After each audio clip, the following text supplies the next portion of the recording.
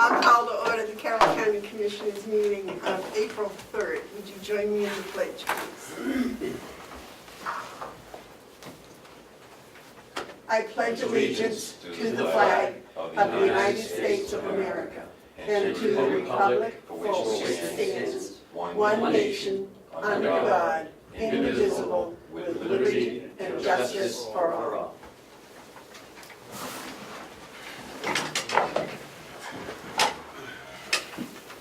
I await a motion on the March 27th minutes. Second. Motion's been made and seconded to accept the March 27th minutes. Are there any additions or corrections? All those in favor say aye. Aye. Aye.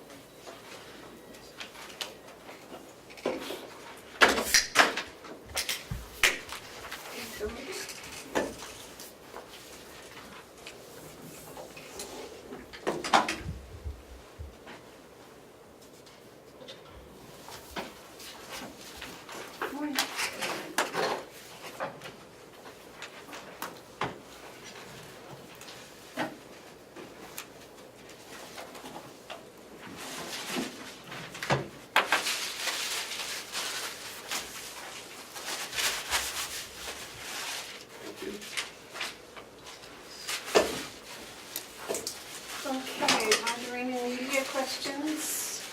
Any public input? Okay, the check manifest approval for the week ending March 30th, 2019 was $56,794.59. And we're going to start the work session with Lisa and the Archival Restoration Project. Good morning. Good morning, thank you.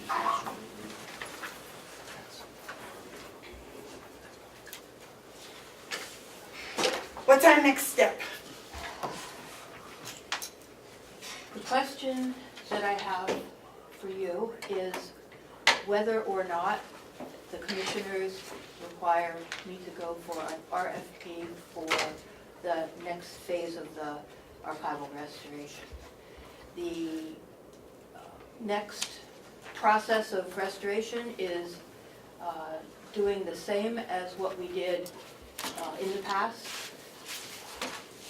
which is taking the deed books, having them de-acidified, have any tape taken off of them, have them cleaned, have them dried, put into mylar sleeves, and restored into a binding. I would request that you waive the bid process. I'm very happy with the vendor that has done the work up to now. It's the same vendor that works for the state archives. Was just hired to finish the town of Ossipee restoration work on the old records. They give us excellent service. They are responsible. They have sufficient resources to do the job. They've handled the restoration work for many of the registry of deeds in the state: Rockingham, Stratford, Belknap, Carroll, town of Ossipee, like I said, and other towns. They have a great track record. They're prompt. They kept within their budget, and they have. They gave us an estimate with their RFP back in a year ago, and they will keep to those estimated prices. So I request that you waive the requirement for an RFP. All right. Can you have a question? Yeah, what's the name of the company? Co-file. Co-File, yeah, you're right. Does anyone have any questions for Lisa? How much is the this section of the archiving going to be? Over the course of this year, we have $300,000 that is in the budget to be spent on restoration. And I intend to start with the deed books and to work our way through as many of our deed books as we can, the old handwritten ones. And what is the name of the company?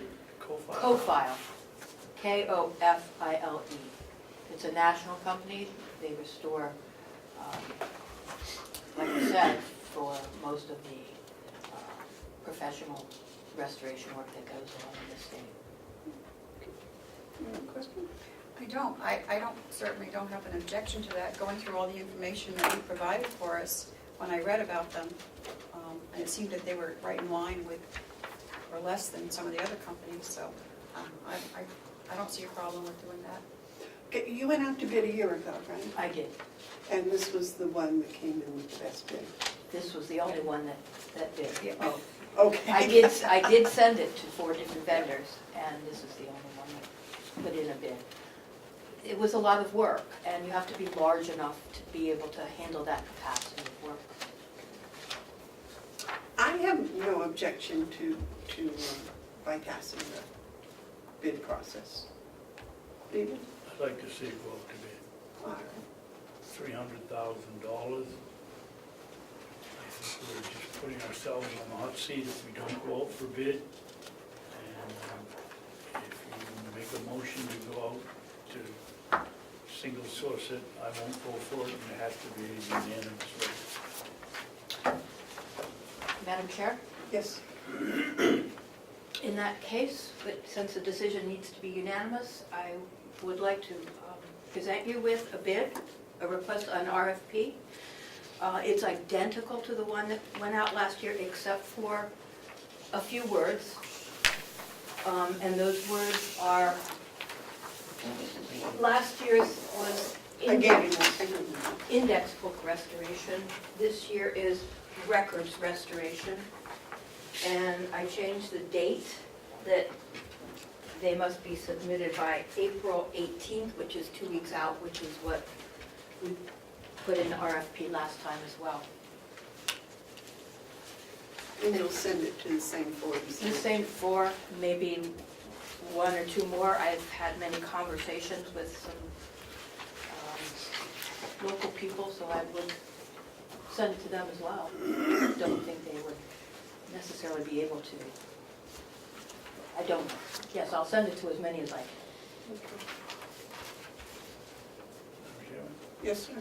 I don't think it's necessary for whoever bids it to send us 4 copies. We had the same situation here with Siemens or something else. We need one for Lisa, we need one for Ken, and we ought to be able to share that. Ken? I object to that because that means we're gonna have to make copies downstairs. Because, huh? For whom? For you 3, because everyone likes to have one in front of them. So I don't want to pay for copies if we don't have to. Okay. I'd rather have them pay for it. It's quite a substantial hot packet that you get with Well, these. that's what I'm thinking, and maybe it'll eliminate somebody from bidding if they have to go through hoops to get the bid in. I don't have any problem sharing it with somebody, but if you want 4, we'll get 4. I think that's the standard RFP, isn't it, that we use? Well, it all depends. I mean, sometimes we have to ask for 5, but Right, but I mean, multiple. because we don't want to be making copies and, jacking up our fee because they're submitting a bid, so.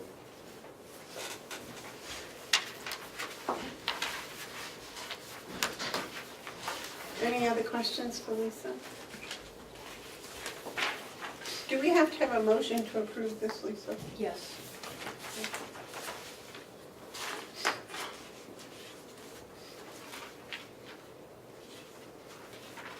The county administrator shall submit any RFP to the commissioners for their review and approval. I'll make a motion to approve the RFP to go out and bid. Okay, you want to second that, David? Oh, you can. I'll second it. Motion's been made and seconded to approve the RFP for the Carroll County Registry of Deeds Records Restoration. Is there any discussion? All those in favor say aye. Aye. Thank you very much. Thank you. Thank you. This is kind of a, oh, I'm sorry, may I speak? Yes. So we have $300,000 and 7 months to do this in. I mean, that's ridiculous, half the year is, I mean, we've already lost a whole quarter. You know what I mean? I wish we could have gone out like in January first. There'd Well. be more time. Shoulda, coulda, woulda. I know, but it's projects like this, I think, I don't know.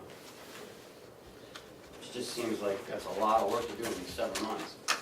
If we had gone for bonding, they could have handled in the 3.5-year time frame all of the restoration of all of our records. Oh, so they should be able to. They can do it. Oh, okay. Because they did the Index book restoration. indexes, I thought, quite fast. They were, they have a large facility in Essex, Vermont. Many people, and they have other facilities across the country.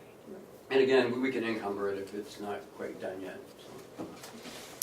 All right, thank you very much. Thank you for all the work on this Thank you. project. Madam Chairman? Yes, I have the state female DOC contract at the bottom, but Jason's here, I'd like to bring it back up to the top if we could. This is the state female DOC contract. He just needs some signatures to get that out. we don't want to leave Jason on the bottom.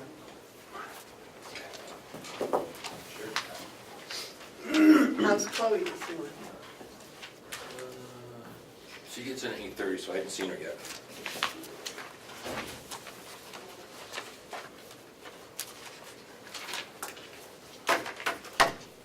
You have the paperwork for this, I right? have the papers. For camera's sake, this is us for putting out to an RFP for housing state female inmates. Ossipee signed in blue, initialed off by the chair, one by the clerk, and then also notarized. So I have several different ones. It has to be in blue. This one is for, That's David's. yes, Commissioner Babson, you need to sign this one again. Is that blue? Yes, it is.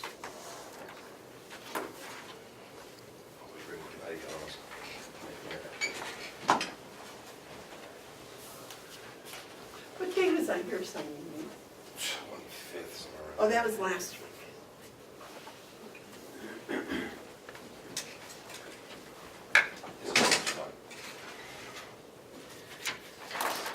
This one does have to be notarized.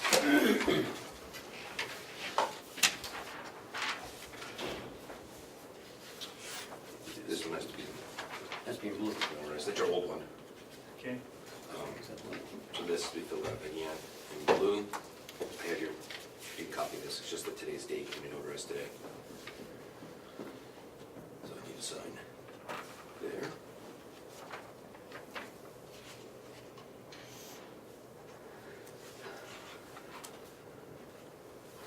And that's it. We filled up. We should have last time. This one has to be notarized as well.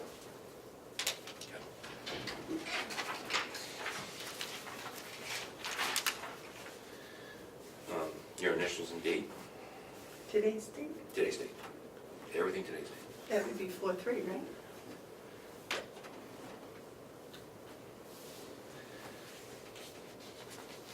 So they say.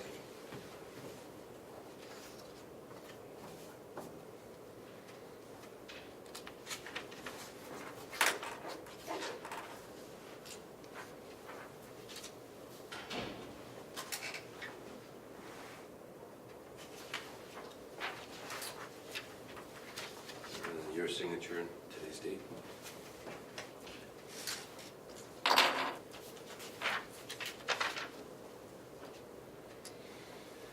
This date's very specific, and order you have to be into.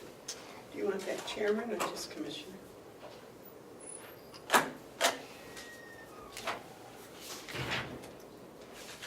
Just your signature's fine. All right, title.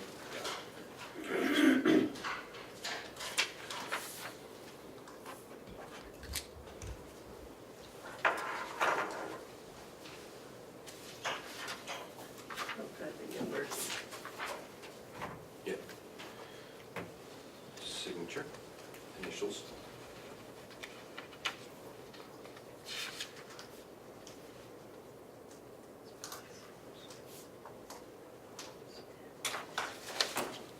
Today's date. Give me the blue pen.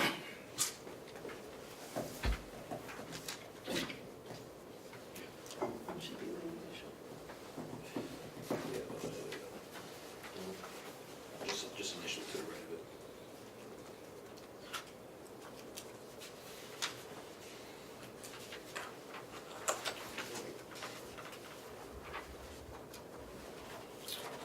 That's why I left it.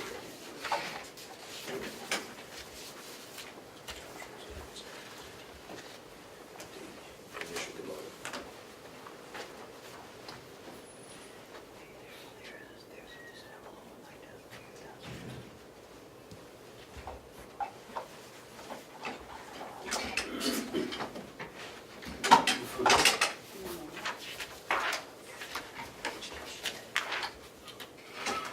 Signature. Date. It's from the IRS.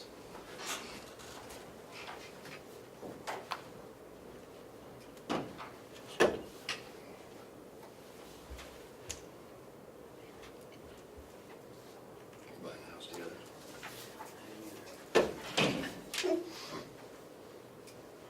I only buy land, I don't buy houses.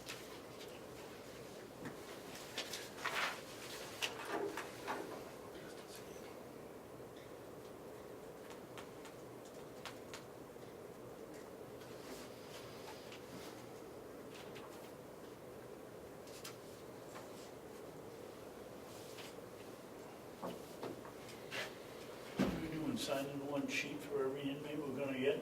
No, this is, there were multiple sheets to sign, and because one I'd done on one day and notarized, and one on a different day, everything has to be done on the same day, so some of the pages that were signed just have to be done again. They're very specific.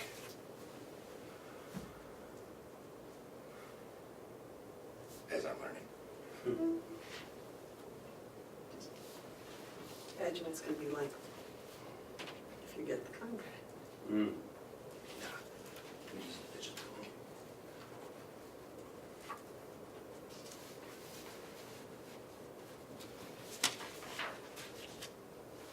Initials.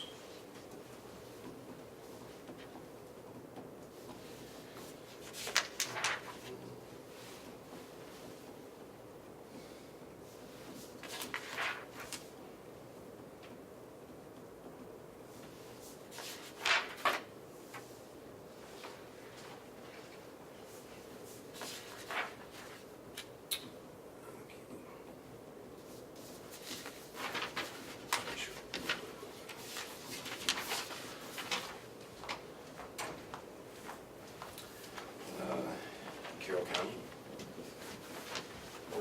Carroll County.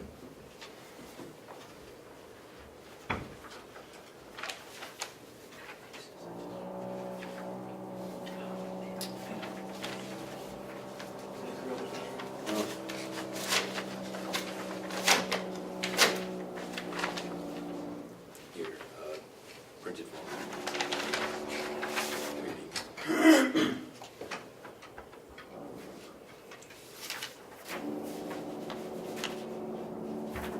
County Commissioner.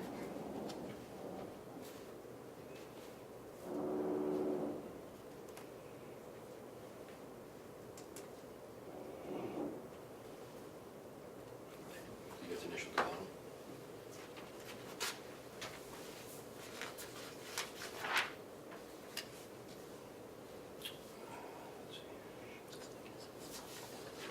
So, print your name, date it, sign it.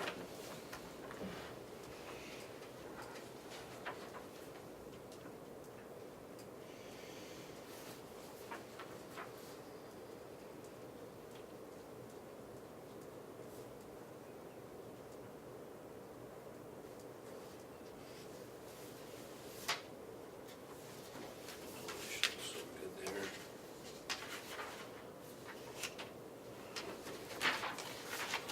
Last one.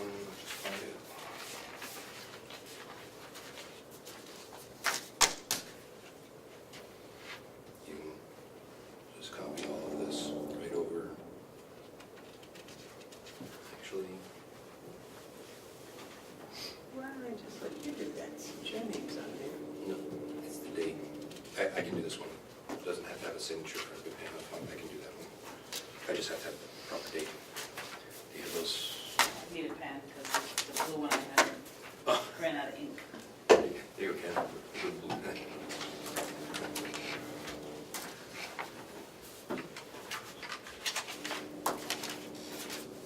I'll put it all back together.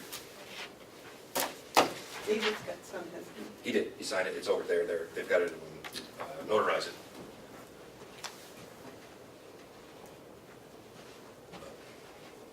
he? Is Bob coming in with this, to the Siemens contract? Is not, he had a family emergency yesterday. Hmm?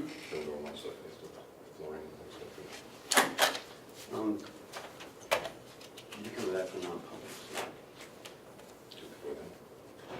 So. While you're here, I guess we could we do a couple things while he's here, Jason's here? Because I'll be doing the Siemens contract, security camera policy, and the key badge policy. You're only doing the flooring, right? I don't see you on here. Well, What the do you other want? one's in non-public. Right. So that's all you have What do is you want to those. do? Flooring. Did you have that in your folder for them? Make I copies. think so. That's non-public.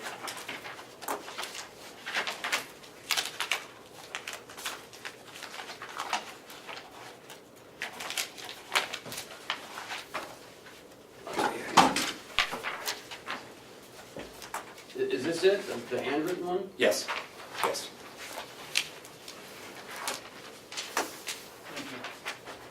If you remember, last year, Jason went out to bid for the flooring in his jail. And Bob did too. Yeah. And found that there were no bidders, is that what happened? There are no bidders on both projects, no. People are busy. Yeah, everybody's busy, same thing. We have money for this year for flooring as well too, to continue down the administration area to get rid of most of the carpeting down the hallway, the briefing room, towards the bathroom, and towards the kitchenette area. And I'd like to use the same company I've used last year. They were very good price. They did great. They did very good work. You guys seen the floors that are over there. But this bid to do all that work, remove everything, buy material for glue and that kind of stuff. I have the tiles, but they have to buy glue and a few other things for out there. Is $5,000 for what materials they had to buy and labor. Again, I asked to waive the bid process because it's $5,000, and they're always putting it for last time, and they've already done the work and know the jail. We've already vetted them. So this is their bid? Yeah. Well, it's the quote. Cool. Can I, Cool. what's the name of the company? Oh, the handwritten one. Hold on. Yes. Is this 5,000, is this part of the encumbered that we found from 17 for floors, or is this? Yes. Okay. So this is dated yesterday. Yeah, we haven't come out and look at it because we couldn't find anybody last year, so we haven't come out and give a quote. But if you guys are not comfortable with that, So then we this is can- different than the one you got in 17? No, 17 we did, that was flooring, and we did the foyer area, Right, but we just encumbered money from 17, right? which is still for flooring, which this would still be used for flooring. So the money that is just encumbered is the money that's going to pay for this. Yes. So didn't they do a bid No. before? No, not on that project. We've had money for flooring in different parts of the jail. The bid for the one in the lobby was told as flooring as well, but that was for the more expensive, the lobby flooring. Right. And we still have money left over to do flooring, which is tiles inside, buying the tiles and things. We bought some tiles, and that's what we're using for the rest of the areas. and weren't able to, they ran out of time to finish more flooring, and they ran out of time last year to do more flooring. So this is a continuation of the same project of all carpets are being removed out of the jail to go with the tiles. You have a question, David?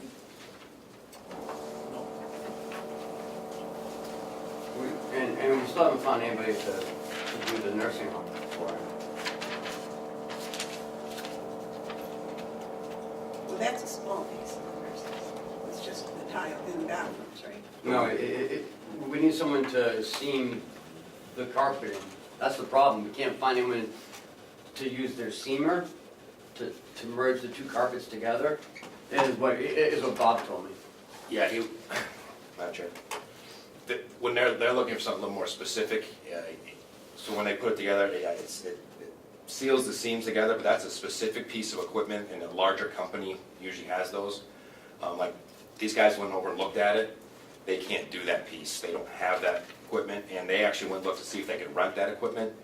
You can't rent that equipment either, so they're like, that's why they couldn't do, if it was regular tile work, they would have probably given Bob a bid for some other part, but that piece they could not do. It's Maine Made Customs. One's not in here. Made in Maine? No, Maine Made Customs.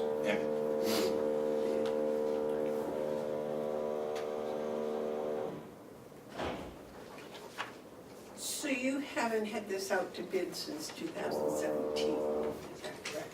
No, we have money encumbered from 17 for flooring. Last year I put bids out for flooring. Nobody put in for bids. In 2018. Correct. So we ended up using these guys, which did the Classroom 3, Education, Library, Wanda's office, all those large areas that the company did last year for us.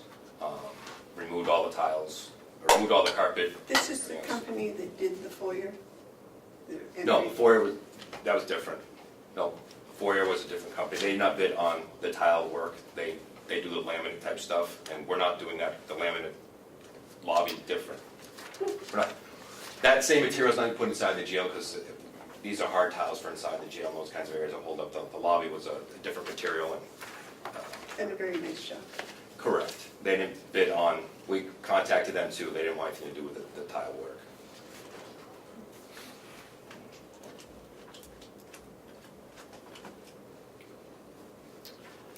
Well, what is your pleasure?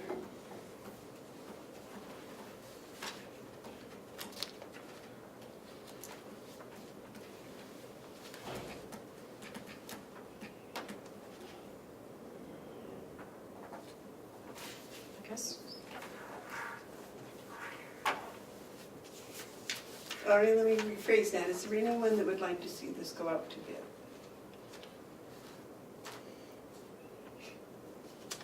I guess I don't have any objections to it not. I mean, the only thing is if we just kind of made Lisa go out to bid, we should make Jason go out. I mean, it should be equal all around.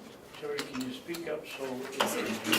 If we just made Deeds go out to bid, we should make Jason go out to bid. I mean, I don't have a problem with not doing it, but if we do it for one, we should do it for all, the same. I don't know. I'll go along with it, whatever you two want.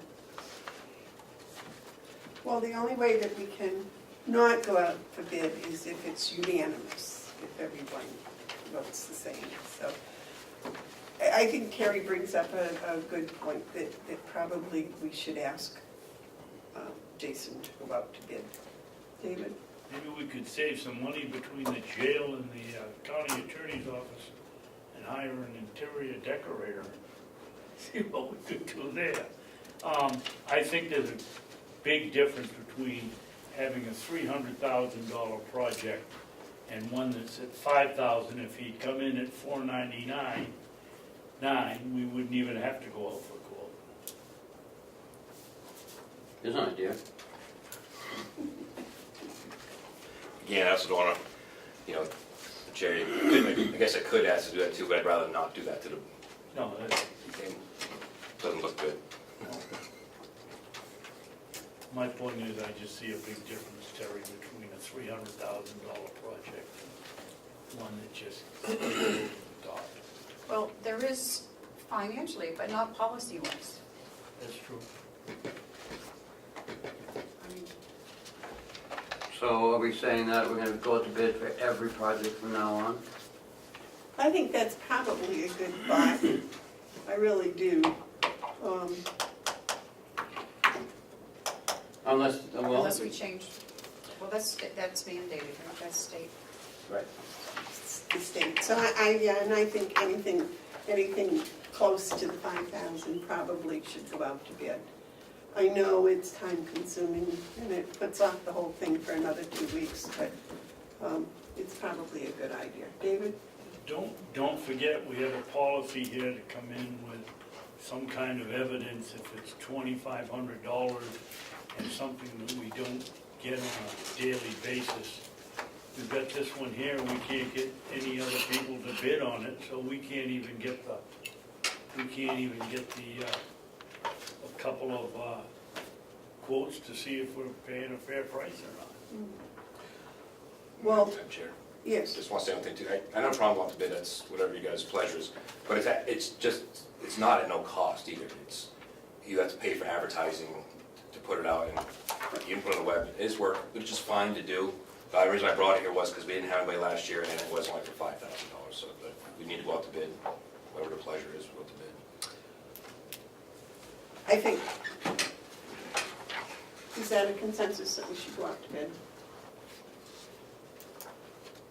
Well, I mean, you didn't have any, but then Deeds only had the one, too. Right. I'm just saying, I have no objection, but I just think we should do the same for all. Well, maybe, and that's probably something, I think that's the policy, that anything over $5,000 goes out to bid. Not a policy, it's a state law. So, if you would go out to bid, please. You got other RFPs to write too. Huh? I have other RFPs to write as well. Okay. One last quick question, if I may indulge. Last year I came to ask to pave my end of the parking lot. I had the dirt work done, it still needs to be paved. Am I okay to go out and get a quote for that? Because I don't want to waste anybody's time if the board is going to come back and say we're not going to do it. Is it in your budget? I have it in the budget, I had a budget last year, but at the time, you didn't want to pave out back, and they thought you'd get a better price if you did pave out back, but didn't pave out back, and I don't want to hold up if we're Past going is to. the past, let's. And unfortunately, I do not believe the parking lot out back is in the budget this year. Well, it might be. All we have to do is ask delegation. My advice would be to go get the RFPs for your picking. David? Where are you going to pave from where your entrance onto the town road begins, or how far down to the road you No. want to go? No, not down the road, the other end of the driveway. We had, coming into the parking lot, we had the end of the driveway squared out to add Oh, 6 okay. extra spaces. In 17. In 17, the DPW came over and helped work with us, dug it out for us, and then That's what you want to do. we bought gravel, and we had, between the DPW and our inmates, we had to mainly level it out. Kevin did a nice job over there, so a lot of the dirt work is already done, and it's squared out. And it's easy for them, the DPW to plow now, because we leveled out the banking, so all they do is just plow straight across, and it goes over the banking in the back. So we'd like to tar those 6 spots, so instead of having cars park on the road like we do now, be able to park in the parking areas. Okay. You bring us an RFP for that. Yeah, I have several RFPs to bring in. Okay. Sounds good. Thank you. Thank you.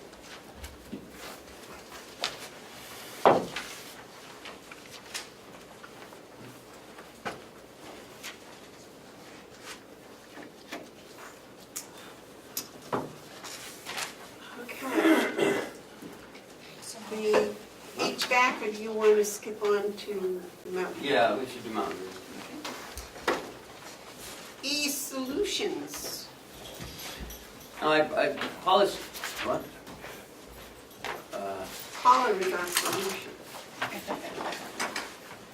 How about around, try 10 o'clock or so?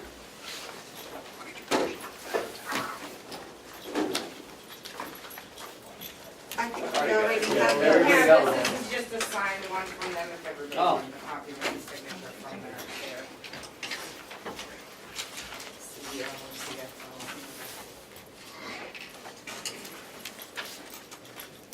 So Paul, why don't you start off by explaining what this is? Well, explain what you're doing currently and then go into what this is. So currently, I use a program called Solace, which sends my claims to Medicare. So I download the file from Point Click Care into Solace. Solace sends it to Medicare. eSolutions will do the same thing. Right now, that's all I do with Solace is submit my claims and I get my remittance advices from them. eSolutions has a whole other bunch of things that can be done. So what happens when I submit, and I did submit a batch through eSolutions as a trial this past month. And what happens is, when I submit it, if there's any claims that need adjusting or there's issues with that claims, they send them directly back to eSolutions. They pop up on my dashboard letting me know that they need to be worked on. I can rework them within 48 hours. Solace does not do that, so I have to wait till we get paid, see what doesn't pay, and go from there. Also, with claims that don't automatically cross over to Medicare, I go into PCC, I grab the claim from there, I make a copy of the remittance, and then I put them together and I send them out. eSolutions will also automatically grab my claims that didn't cross over, batch them in one file for me. I can hit one button, it'll print everybody's out instead of going to each individual program to do it. There's also a lot of reporting with eSolutions that Solace doesn't have, which can tell you where you're at and how many percentage of your claims have been paid. So far, I've only been using it for a couple weeks, but I've already, I can tell you, I got a claim that I've been waiting, it's been 3-4 years that I've been working on this claim. I finally got it processed through eSolutions for $11,000. So. Now, the program that you've been using is the one that you got originally when you were $100,000 behind. $1 million. We've had Solace for probably 6 years now. Yes, that has helped since then. Like I said, with the eSolutions, I've already noticed it's much quicker in knowing what's outstanding and what's returned to provider. They return claims to provider if certain things are missing or if the diagnosis is wrong. And like I said, those pop right up on my dashboard. So every morning I log into eSolutions and I can see if there's any claims that So need to be worked on. you're already have eSolutions. A free A trial. free trial, Free trial. yes. What is the difference in cost between the two? So the difference in cost, on the very back page, he did a breakdown. So right now, Solace costs me $1,467 a year. Oh, that was Solace, okay. eSolutions, there's going to be, for this year, it would be a one-time setup fee, and the cost is $4,218, which $1,467 we already have budgeted for because we won't have to pay Solace if we go with eSolutions. Then the second payment on the second year, it's going to cost $5,358, Twice. just once. No, but it's twice what we're paying now. Right. Now, when reading through this, I thought that some of the stuff that they were doing the first year was half price or discounted and... Yes, if you look on the last page, it says 6 months free of essentials discount, so they're giving us an $1,140 discount. So it would have been the $5,300 per year, but they're giving us that discount. They give us an annual payment discount if we pay them in one lump sum. And then we get an enterprise package discount. I don't want to represent that this will save us money, but if only once a year, it solves a problem that otherwise wouldn't have been solved, like this $11,000 one on free trial, it's going to pay for itself very quickly.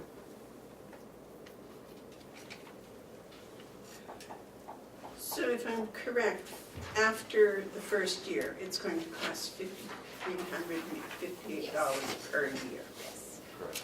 And SOLAS was $1,467.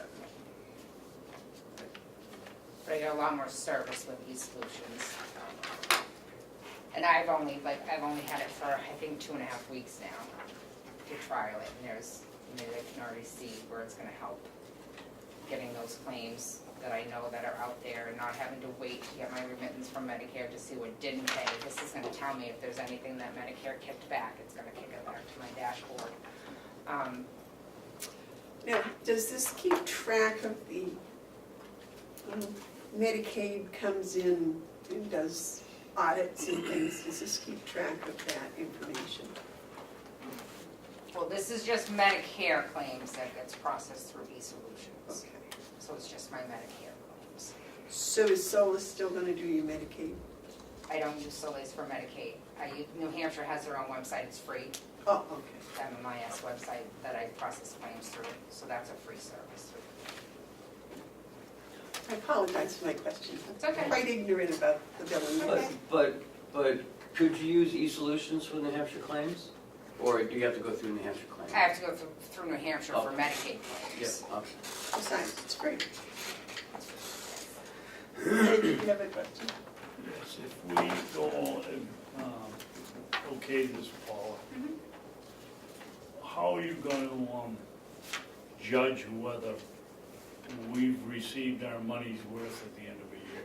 Just on the amount of time you've saved, or the amount of money that we've collected that we ordinarily wouldn't collect, or It's probably what's gonna going to be be your measuring stick? to do both. Like the crossover claims, like I said, now I go into PCC and I have to go into each individual person, print out their UB04, then go back and make a copy of the remittance for each individual person. eSolutions is gonna batch those all in one. So instead of taking me 2 hours to grab all these claims, I can just go in and say, oh, there's my claims that didn't cross, hit the button, they'll print them out, and that's it. Commissioner, probably the metric, the hard metric would be a reduction in the number of days in accounts receivable, and in a reduction in the total amount of accounts receivable. This should result in our getting paid more and getting paid quicker.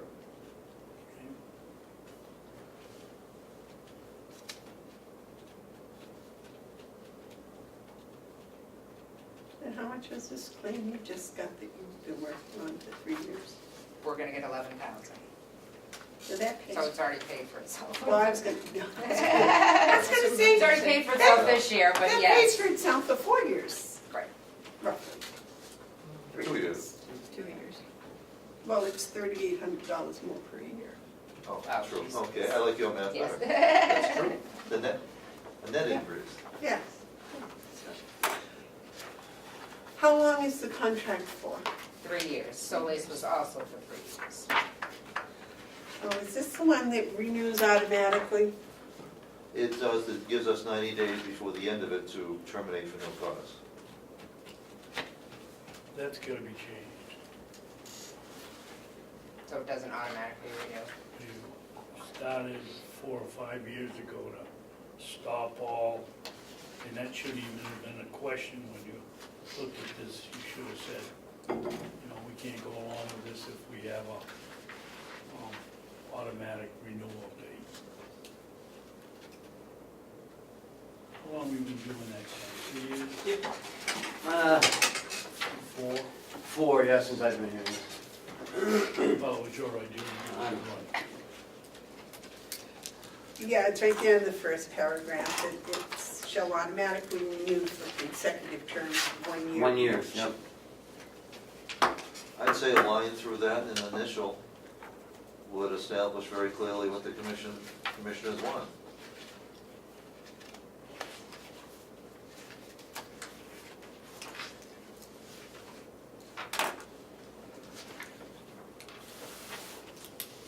This back page isn't part of the contract. No, it was just a breakdown that he did for me, so you could see what they're giving us for discounts and just what the fees were.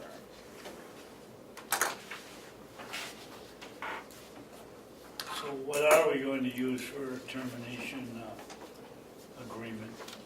90 days with written notification? I think if you draw a line through in that section 1, subsection A, and put a period where there's a comma or where it says whichever is later period, and cross out, and shall automatically renew for consecutive term for 1 year each, unless each party gives written notice non-renewal at least 90 days prior to the end of the initial term, and cross that out, initial it, everything else would be consistent with board policy and practice. Okay, can you someplace in there or somehow get them to notify you 90 days before the renewal's supposed to be? Well, if you cross that sentence out, there is no renewal. There's no automatic renewal. The contract ends in 90. Well, yes, but wouldn't you like to have notice that it was ending? You don't want them to just suddenly stop it one day. Oh, they'll be very interested in contacting us. I was gonna say, I highly doubt they'd let. They have 5,000 reasons to let us know when it's renewing.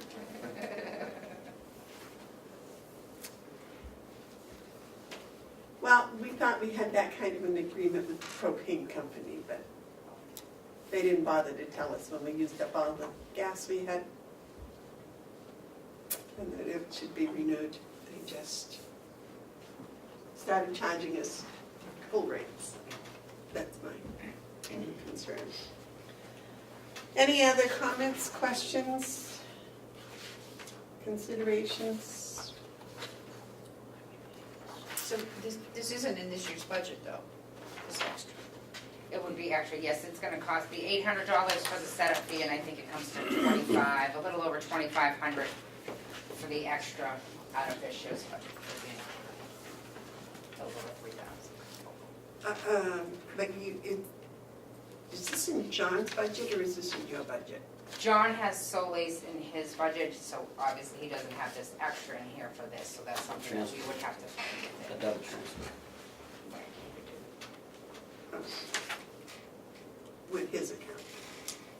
Right, it could We'd have to transfer into his account from one of Mountain View's accounts. Madam Chairman, Yes, sir. I don't think we should sign this until we see a copy of page 1 that they've agreed to what we've done. And all they have to do is print page 1. Right, I will have it when I get that. John's aware of this? Yes, I did speak to John about this. I see what you did, but I just wanted to check.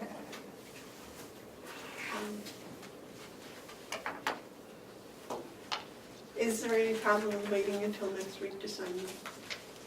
No, I don't think that should be a problem. I'll call Cody when I get back at East Solutions, but I don't think that would, he'd probably fix this today and send it right back over to me, so. But if we could do it later. Well, if you get us before we leave. Okay. Is there anything else in there, David? No, it's fine with me. All right, so,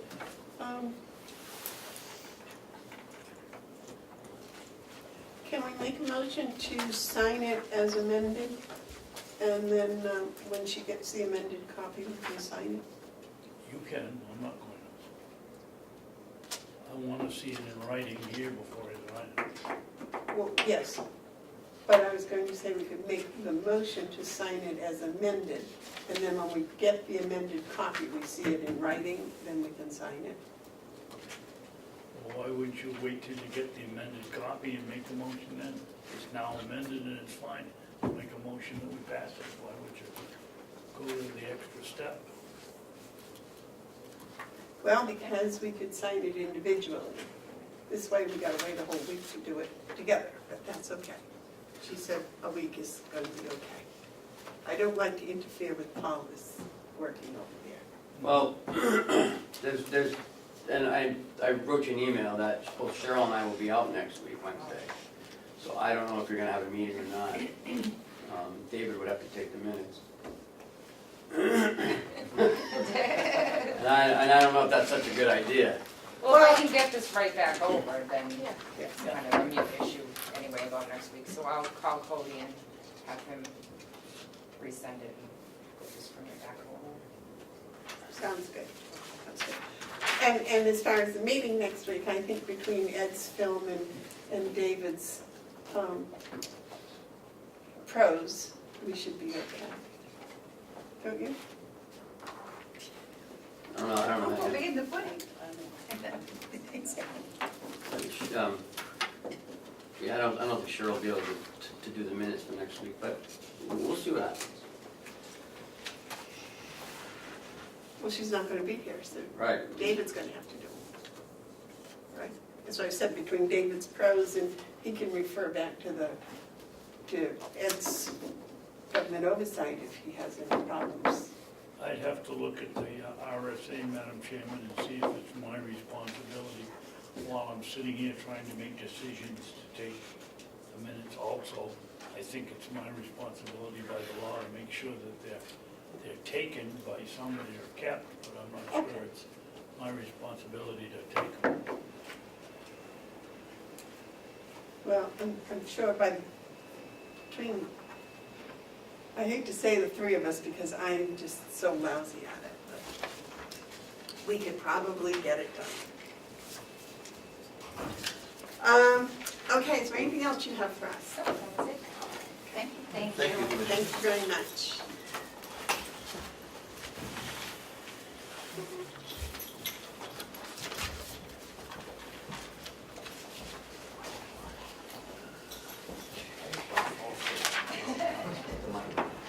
Okay, now we're gonna review what we had last week. The Siemens contract for the HVAC in the nursing home and annex. As you know, we're getting new ones in the jail and here, so we don't need to have the preventive maintenance done.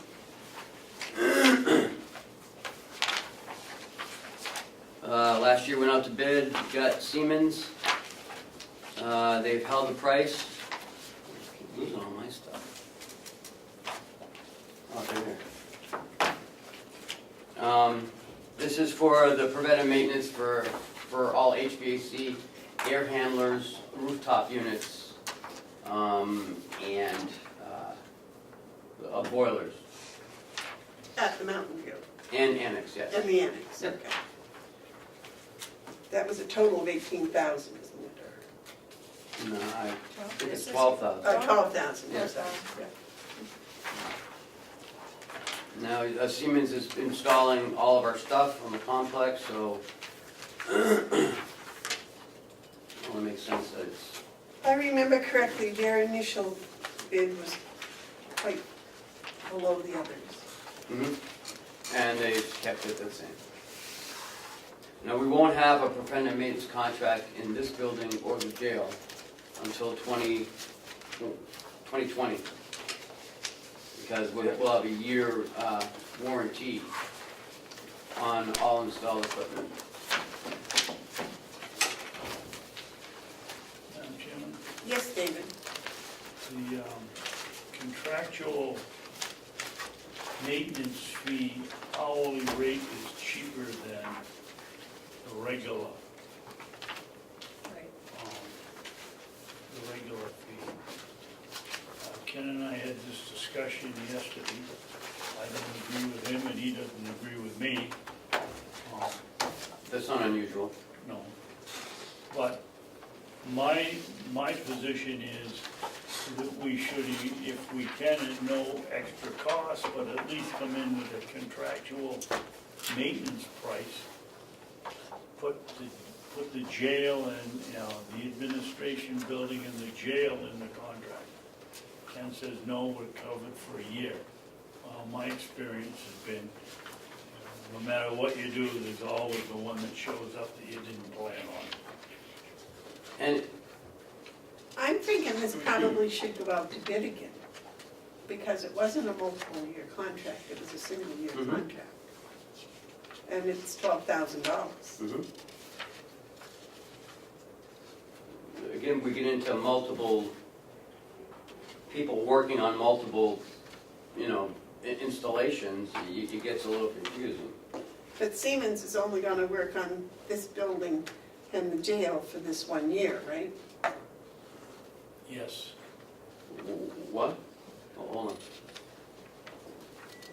the fact that we don't need maintenance on this building and the jail is only for this year. Right. And it's the installers, not Siemens, who back up what they do. So Siemens, again, is the manager of that, but the warranty work will be done by the contractor who installs the equipment. So I think this one should go out to bid too.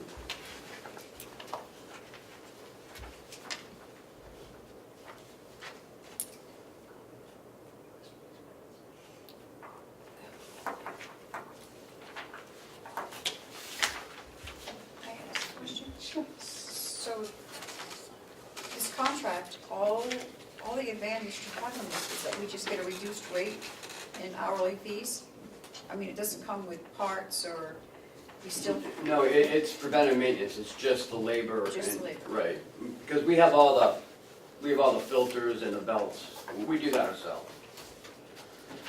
But they come, they inspect 3 times a year? Twice. Twice. Twice a year. And they put grease in, they check the electronics, make sure it's putting out the right airflow. And the boilers have to be inspected for the state of New Hampshire. So when they have that inspection, it's sent to the Department of Labor under the boilers and whatever department, along with the elevators.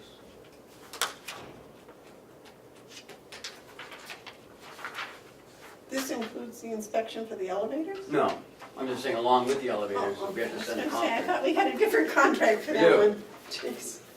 Okay.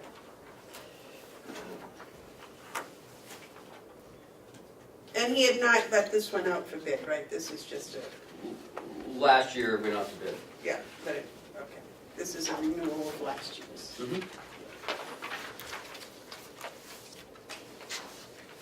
And they're gonna maintain the train equipment at the nursing home. Mhm.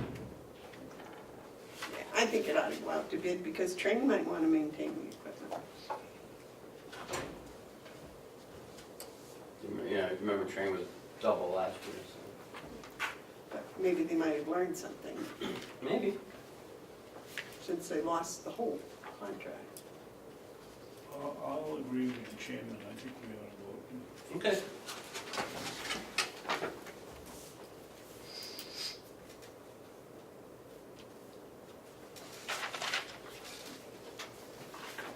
Next, this security camera policy we had last week. Commissioner Babson wanted an extra week to look at it.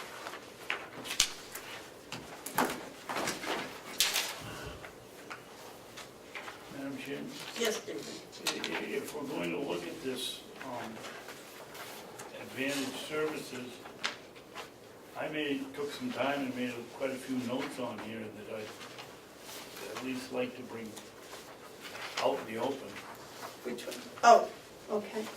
On the Siemens bid Yes. here? Yeah. Page 8, they list a whole bunch of people that who've been working with us. There's nothing in here that says what happens if one of them leaves. Who will we get, who's responsible for appointing the replacement? I would assume it's the company. On the next page, I have in here, and we've already discussed it, is why not the administration building on the contractual fees?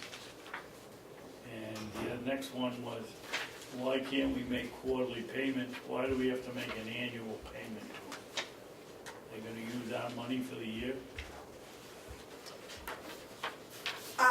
When Bob writes up the RFP, you might,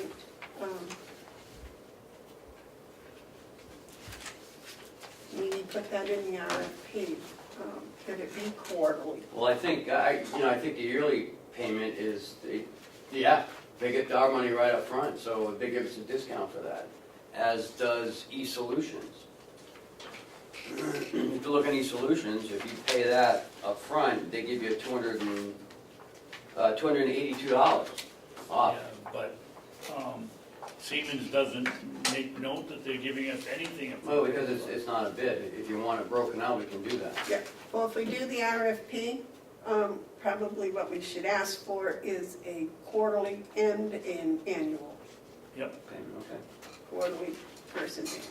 and the rest of this is an eye test. Well, I thought there was a lot of information in here that really wasn't necessary. You know, they're gonna come, they're gonna do so much, and that's what it was about. Okay, if we're gonna go out to bid, I say we don't talk about it anymore. Okay, So,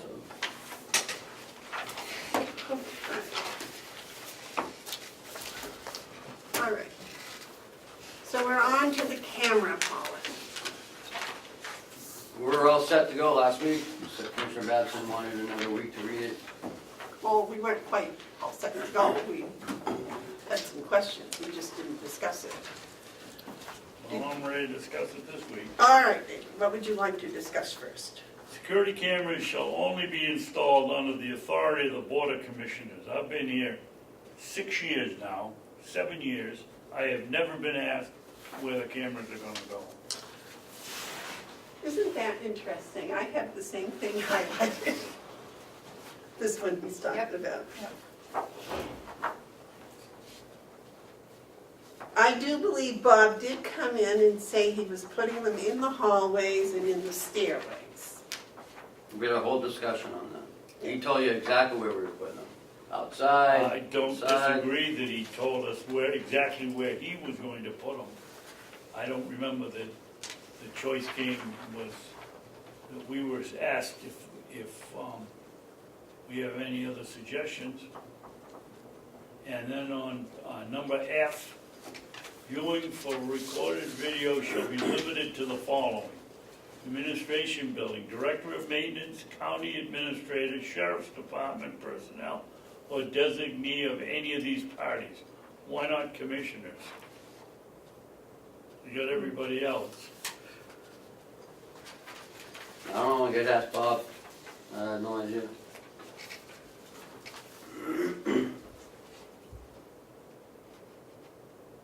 Did you have anything else, David? I mean, why would you want to look at them? Unless it's being brought forth in some sort of investigation. That would be the reason. As it says here, Well, I would bring it forward for that. I well, mean, it doesn't you say just can't go in there and viewing start looking recorded at audio it. shall be limited to, which means we can't watch them. That's not what that says. What does it say? I don't know. May I ask, has the sheriff seen this? I mean, it is his department that they're in. I mean, does he have any? They're in dispatch, they're, Right. they view them. I mean, they're live in the dispatch, so.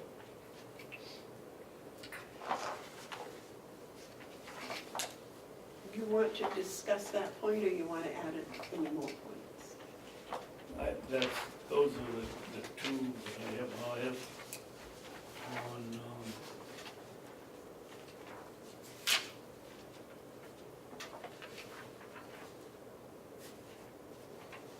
it was C, but it's legitimate.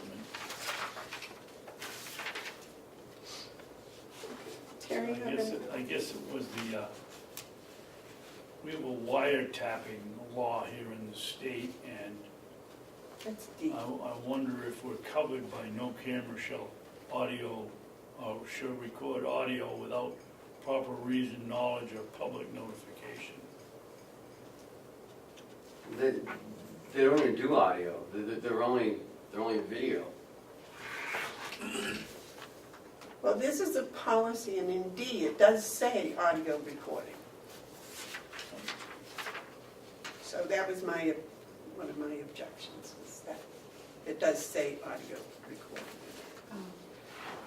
I guess I would ask why anybody would be able to go in and look at something unless there was a problem, which the sheriff's department, I would assume, would pick it up. If they have it live feed there, they would pick up any problems with that, and then go to the proper people.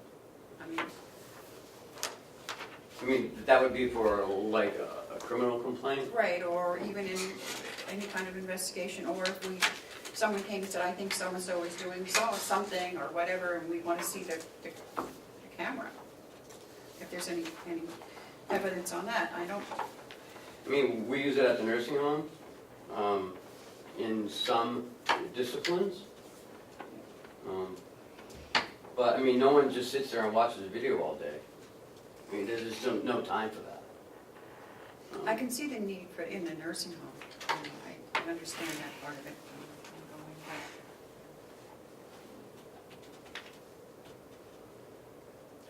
Well, it says at the first sentence that it's to protect the legal and privacy interests of Carroll County. So if it's legal, that's the sheriff.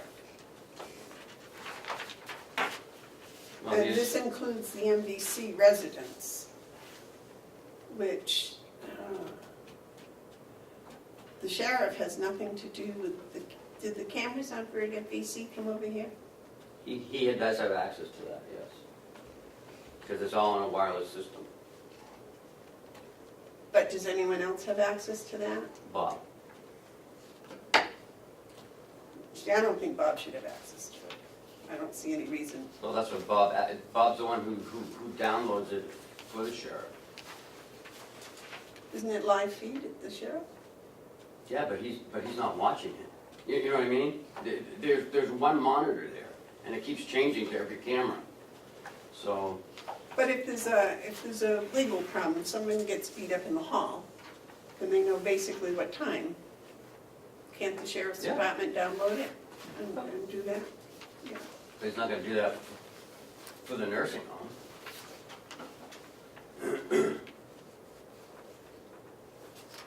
Why not? If they're protecting legal and privacy interests. But the sheriff is not gonna do a discipline for some staff member, who was sleeping in the corner.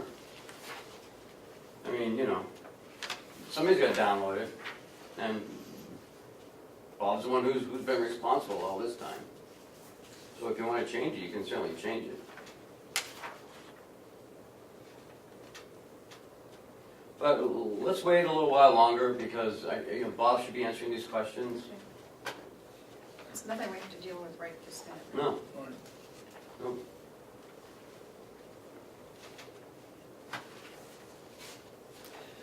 Well, the other one that I objected to was C, because it says placement of the cameras shall only be considered for the security and safety of employees, residents, and then it says legally mandated reasons, and I don't know what legally mandated reasons would be for having a camera. My guess is he got this policy from some other entity and tried to, make it fit here. Because the security and safety of the employees and the residents and the public, I would think would be the halls and the stairs and the outside areas. The perimeter, the parking lot. Yeah. Putting one in John's office, I just don't see that. What's the line? There's one he said was in Well, there's 3 in there. the storage rooms. I'm not sure why, because the public shouldn't be in those storage rooms. It's for the safety of the documents, I believe. Yeah, but this doesn't say anything in here about documents. It just says the safety, and security and safety of employees, residents, and public. I can see having them down in the deeds office where the deeds are, because the public goes in there. The other side of the counter, I don't see any reason to have anything in there, because the public doesn't go in there. But Lisa has a camera there, though. Well, that may or may not be, I don't know, but like in John's,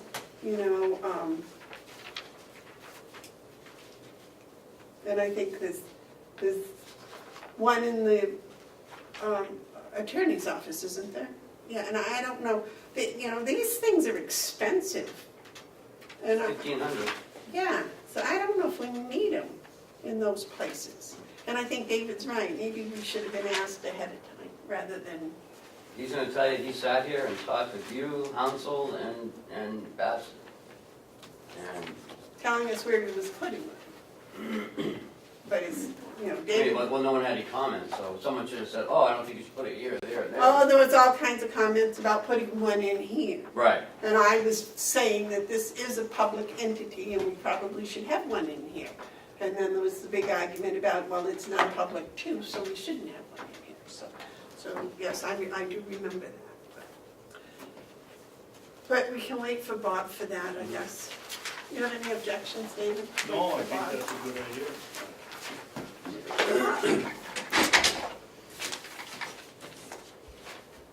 Okay. And the next one, is this one for the here or for the jail? what? Here? Here, it's the key badge policy. Yeah. In a couple of weeks, all the doors will be on a scan card. So you won't be able to get into any offices without your badge. Now, the badge will have your picture on it. It'll be an ID badge. It'll work the time clock, and also open the doors that you have access to. Like deeds will have access to deeds and the vault. So Do the commissioners have access to everything? I don't know. I don't. Bob hasn't sat down with everyone yet. They're just installing them. As you see them running wires in the doors, and you're probably not going to get access to the county attorneys or the sheriff. Yeah. Why- Or the deeds, I wouldn't think. Well, deeds is open. Why wouldn't you get access to deeds? That's a public entrance.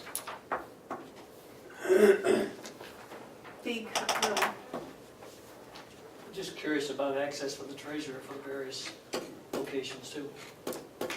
You'll have access to the office. Do I spend time in other areas, Public restroom, railroad station. Like what? I'm in the dean's office, I'm in the county attorney's Why are we office? doing You'll this? have to get buzzed in the county attorney's office. Okay, that's fine, Why are the you dean's doing office, this? I'm in there. Deeds is open. I don't know why everybody thinks deeds is Okay, I open. misunderstood. I thought you said there was gonna be a swipe keypad for each location. Right. Except those public entrances, of course. Understand, okay. Like all the I'll closets? tell you what where my brain is, because I come in here at night. I come Mhm. in here at night often, and I have to ask the sheriff to unlock the door. You'll just scan it and you'll be able to come in and scan your lock on your door and go in. And it'll keep a record on a computer, what time you were here, what card was used. And Oh, that's just what I want, is someone keeping track of what I'm doing in here at 3 o'clock in the morning. yeah, Big brother is watching. David? Yeah, so we get through the locked doors to the outside, we get in here, and, will the same card let us in the building as will let us in our office? yeah. It's all controlled by a computer, of course. And you'll have, all the doors will be numbered with certain access points. So And why can't Joe Blow, who has a card to get in the 2 doors downstairs, come up and walk into our office? it won't let them. You just said it would, I asked you if you had. If you have access or clearance to get in that office, you can. If you don't have access, you won't. It goes by the magnetic strip on the back of your ID card. In Stratford, they had them, and that's how everyone got into everything. Except it was a fob. This will be your identification. It'll be a Carroll County identification card that the sheriffs will make. They've got the printer. Bob has the cards. And this is part of that $30,000 project that you guys put in the budget, so. Don't look at me. I didn't look at you. I was looking at Amanda. Well, David, just remember that if you lose your card, It's $6. That's what I was worried about. That's it, because he loses his key. You can't get in the building after hours if you leave the car You'll be paying that inside. constantly. Yes. Joe? So I just have a quick question, if I may. If the computer's keeping track of who's using the cards at what times, why is there a restriction on accesses? Because you don't need to be in some rooms, just like I don't need to be in some offices. Okay, but if you're in those offices and the computer's tracking it, you get 6 of one, half dozen of the other, don't you? I don't know what you're Well- talking about. I don't disagree that you probably don't need to be in some offices, that's fine. What I'm hearing is, oh, and by the way, the computer tracks the date, the time, and the Yeah. person's card. So if somebody went into an office that they probably shouldn't have been in, for whatever reason, you got it on computer anyway, right? So why you restrict it? It won't go to that office. I know, but that's what I'm trying to say, my point here, I guess, but I'll let it go. Well, you're not explaining yourself very well then. Well, no, I understand exactly what he's saying, and It's not that I'm looking for access to all offices, please understand that. What I'm saying, if I may, Commissioner, is you have a situation where you've got a computer that's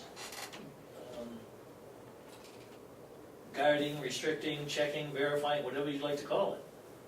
So if by chance somebody goes into a wrong location and their card lets them in, you're gonna know it. Well, it won't let them in. It's just like having a But it key. wanted to tell you that they went to try and get in that location and it was rejected? That part I don't know. Yeah, okay.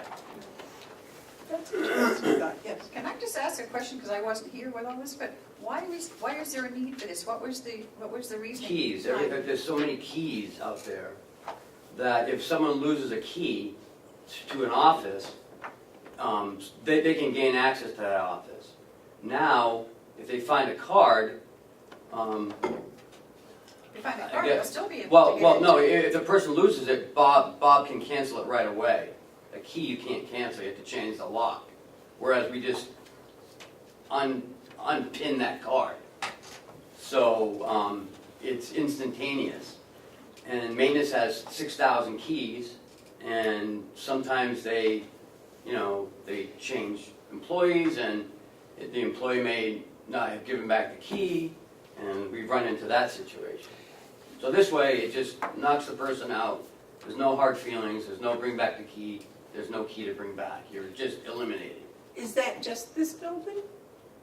Currently, Bob's looking at going into that building. There are some doors over at the nursing home that all the med doors now have a swipe access. Okay, that I can see, that would be very, Yep. very sensible. But we are looking at expanding that project over there. So, All right, so what are we supposed to do with this, or is this informational only? well, Bob's looking to have a policy, but Oh, is this it, right here? Is this the yeah. policy? Oh, okay.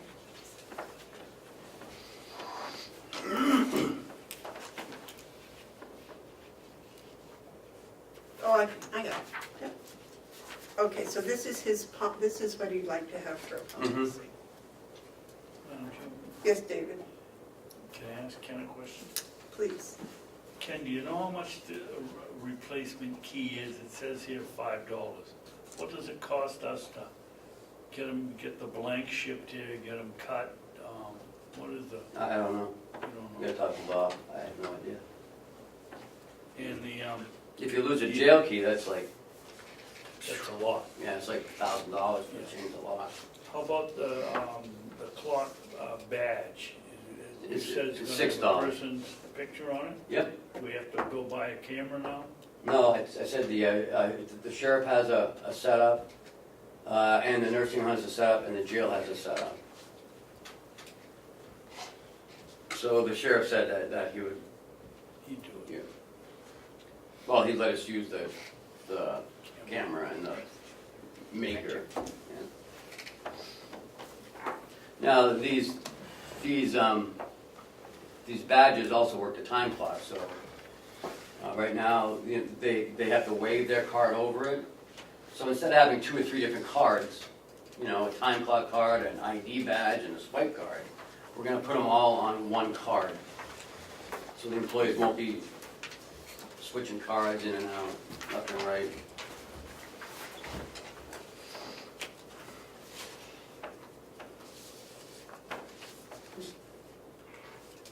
But I think originally, wasn't this for the downstairs? I think putting new doors in downstairs and Yeah. this lock system. Right, and it's for the handicap access. Right now, it's not, you know, handicap accessible, so it's not compliant with the ADA rules.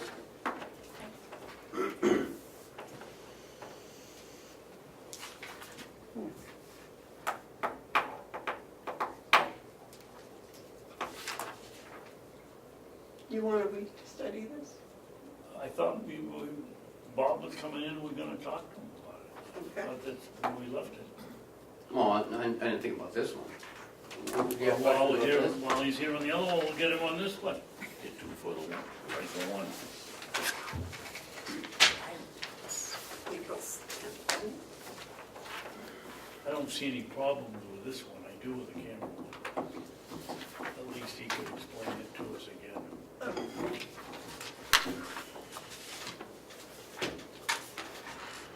So, next one would be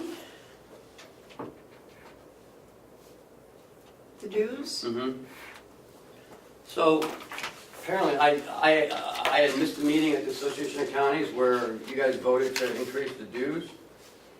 I have the packet. Have you seen this where it has the dues in it? I saved it. Yeah, So I didn't, yeah, when you guys voted for the budget, you voted for the increase. But I know about it because I budgeted with what I was given, okay, so what is your total, what is your, 65. yeah, 16,513? No, Because that's what it's on here, it's the proposed budget, and that's the one we voted on, for 16,513? what? Okay. It should be 15,522. Oh, well, that's nice then. No, ours was 16,513 is what we voted for. Well, that was the proposed one that we took the vote on. I don't remember. So it's split up into different categories. The nursing home pays so much. Yeah, nursing home, here, I'll show you what they, here. Okay, well, let me do this. What I got I'm in the just mail from the confused. association. On what the, See if that's the same. That was what I was budgeted. yeah, that's what we, okay. No, that's Belknap. Go with that again. No, 16, yeah. What the heck? Yeah, so that's what we, so I was 48 dues assessment. Right. Here they This got, doesn't have 19 on it. This doesn't have 5,000. 2019 on it. Because when we budgeted, I didn't have this yet. They hadn't even passed the budget until, Yeah. when did you guys go there? it was on, March, right? It was- Yeah, yeah. March 1st. Well, the budget was already passed, almost. So, my only point is we gotta come up with $2,000. gotcha, So it actually dropped from what the proposal was. yeah. So what did you say it was now?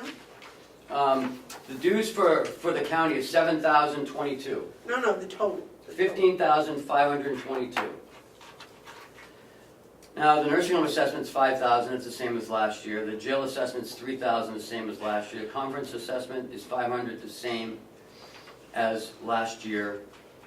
But the dues is 7,022. So, at budget time, I budgeted 4,807. So I told the association, you gotta come up with a budget before March, because Okay. we've got a budget,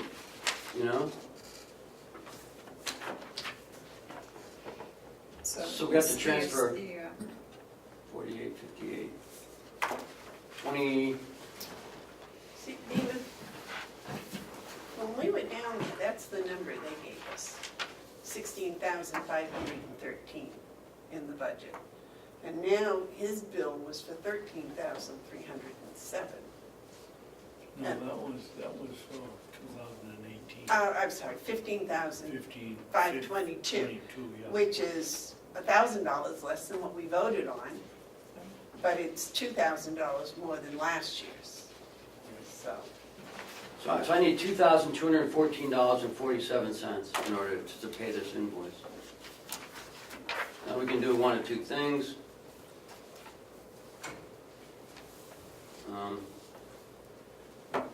We could, wait till May. We could, transfer the money now. We could split it up between all, all three buildings. I don't know. How do you we guys? could work pay it it December 31st. Yeah. That's when they do their budget, right? Yeah. I don't think we get any correctional officers trained, but Okay, each department has it in it except ours, right? right. Okay. I think probably the very first thing we ought to do is vote whether we want to stay in the association. My vote would be yes, but with some limitations. I mean, we are involved in the steering committee. We are actively, changing things. 6 months ago, I was gonna tell you guys to just get out of it. I think besides the correctional officer training, what we really need is the DuPont group doing the lobbying for us. I think they've done a terrific job and It's advocate. advocate for us, or whatever you want to call them. But we need to know as a state and counties how legislation is affecting all of us. And without somebody being the point person, we're sunk. Apparently there was a pro-share meeting with the governor and Myers today, for pro-share 1, which is Sullivan, Belknap, and Hillsborough. We're pro-share 2. I'm not sure if, because they're the ones who got the millions and millions of dollars. Belknap got $4 million. Hillsborough got an additional 6 on top of their 11 million. We got 300,000. Yeah, crumb. Oh, But- you're talking about just the additional? Yeah. But there has been no indication that ProShare 2 is going to have any meeting. I'm guessing, from what I'm hearing through the other county administrators, is that ProShare 1's changing.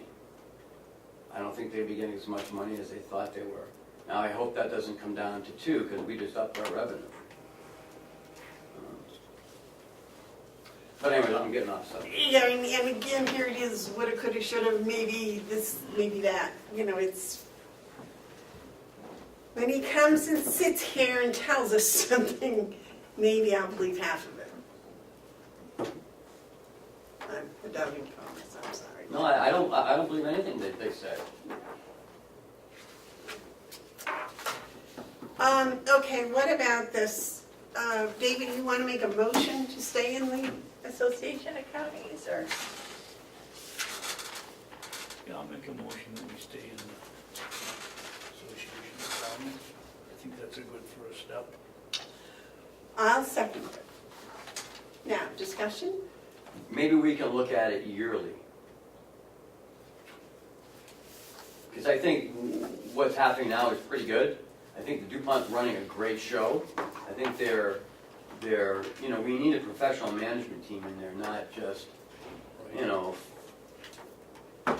different people doing it. And so I think it's going in the right direction. I think with the steering committee, I think they're coming up with some good ideas. So I think we should look at it yearly. Because if it starts going back to what it was, I think we should get out. I think they're expensive, but I think you may get what you pay for. Howie and Jason benefit the most out of the association so far, They're the most active, what do they call them? Participants. No, affiliates, is the nursing home affiliate. They're really a strong group, and the corrections affiliate, they're really tight, strong. So, Does their part come out of their budget? yes. Okay. System.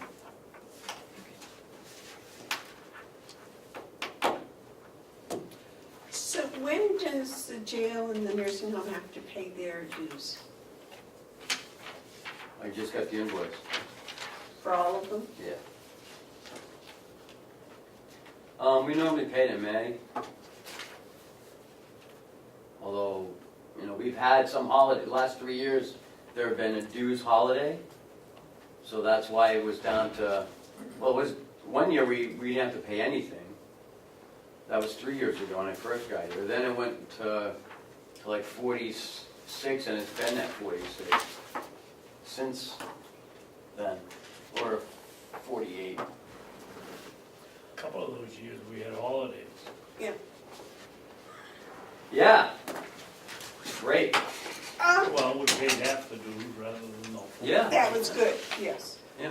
Okay, is there any further discussion on the motion? Motion's been made and seconded to stay in the Association of Counties for the year 2019. All those in favor say aye. Aye. Those opposed? Can I abstain? I'm not sure. I You don't know can whatever. do whatever you would like to do. You're an independent woman.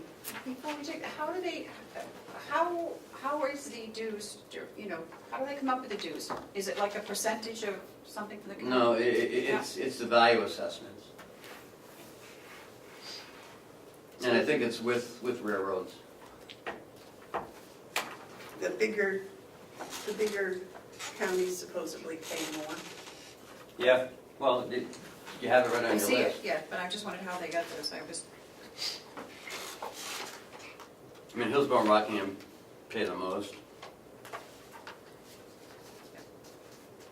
So it looks like Carroll County's has more value than Belknap.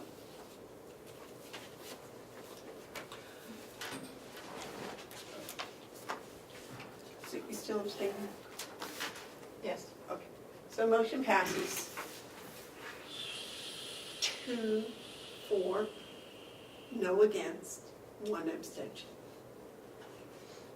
So you want to wait on the 2,200 for later, or how do you want to address it? You want me to look for money, or?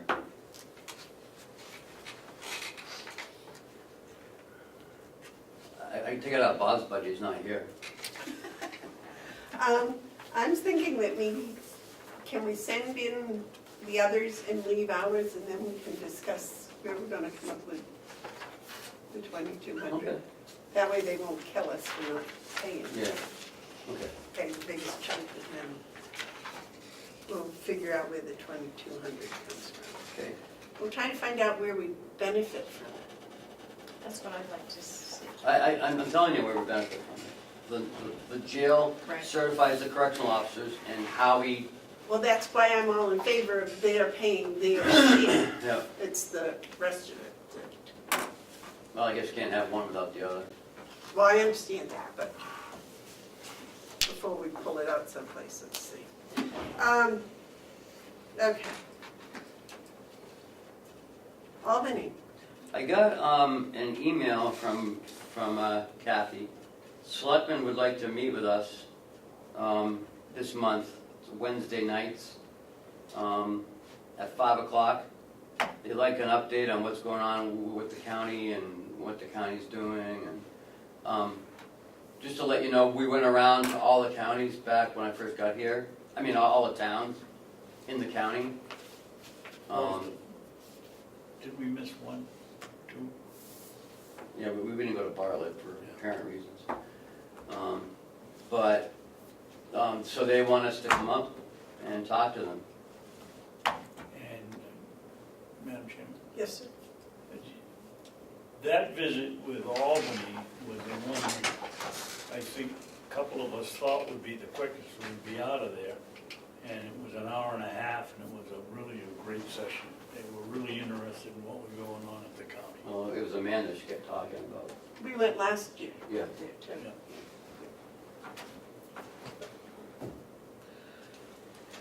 Yeah. Not today. I'm a little busy at the time. No.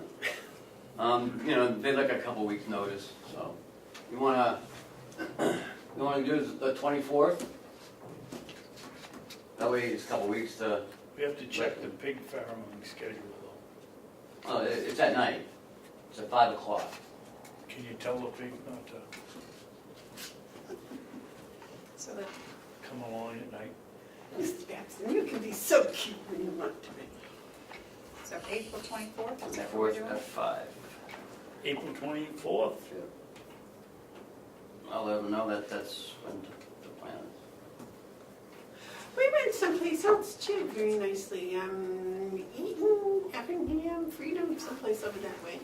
Well, we also went to Chatham, Well, no, last year. I was- and we went to Jackson last year? No, we've never been to Jackson. Yeah, we did. But it might not be a bad idea if we went to visit all of them. At the town hall.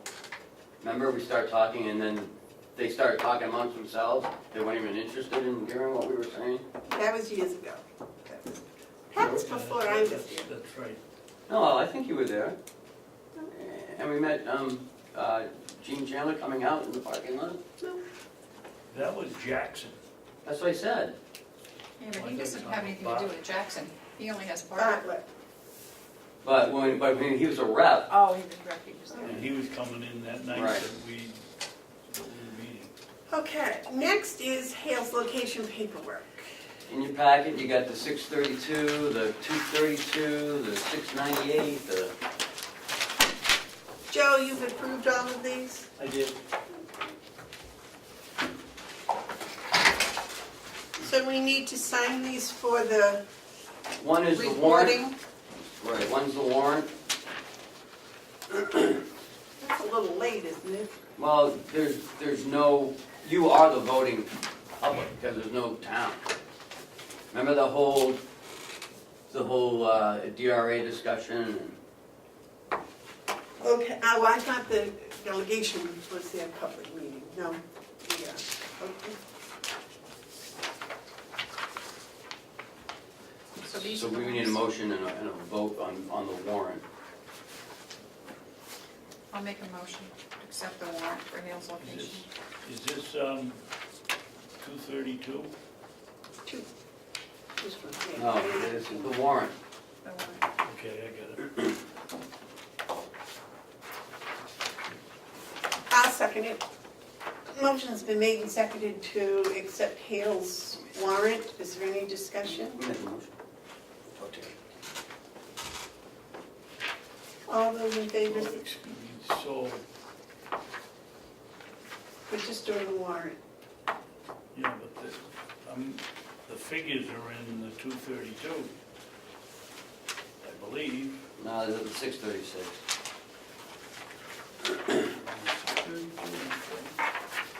Right, because 636 is the budget.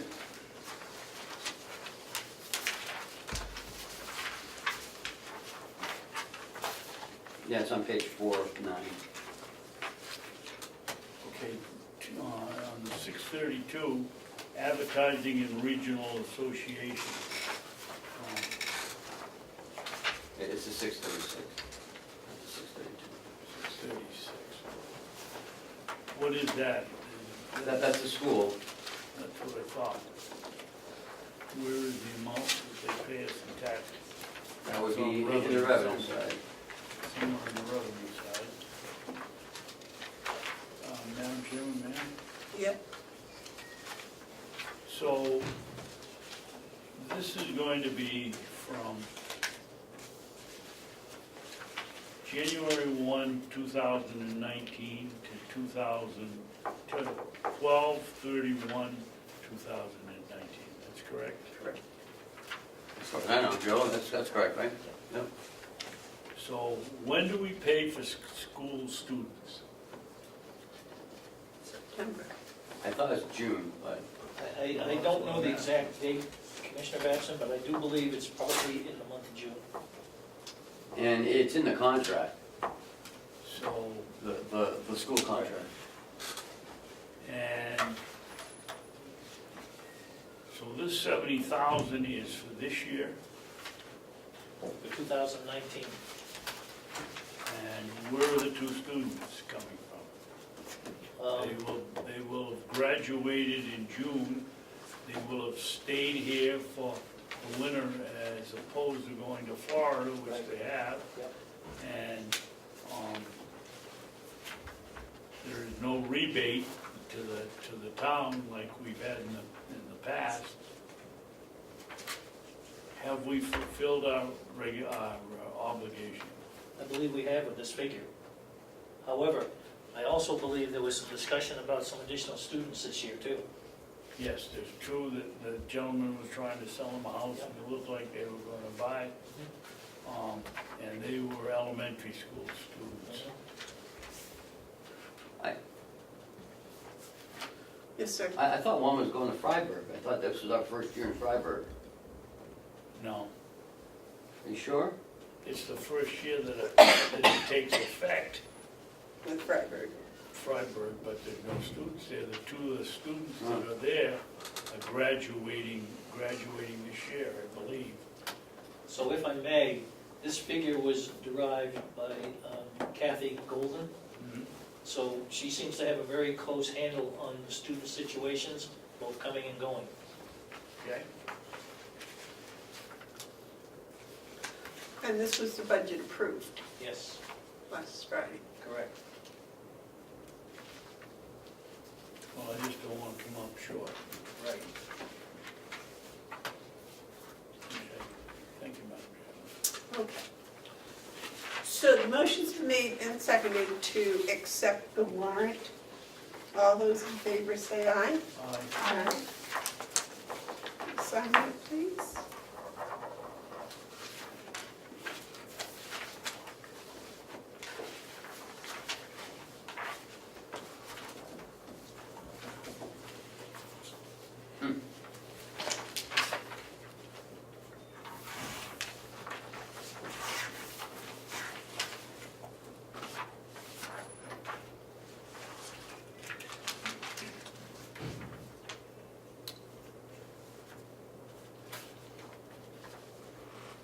Can we put 232 and 636 on the same motion?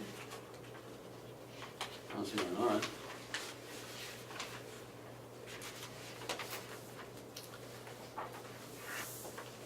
Would someone want to make a motion about 636 and 232, please?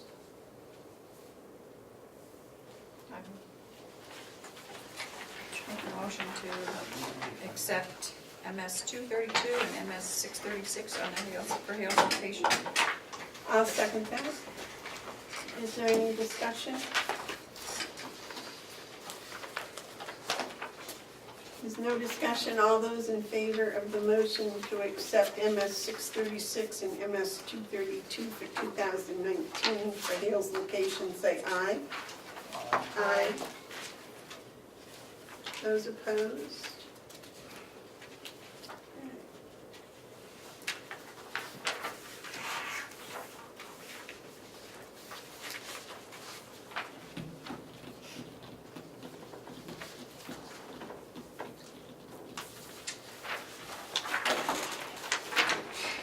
David, would you care to sign this, please?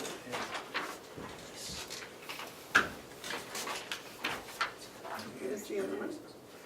I'm sorry, it's just They one. don't put any money into their one building they have up there.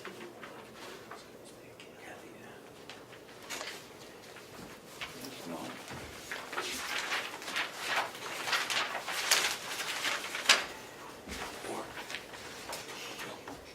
They can see it here, if you want to scan and send it to them.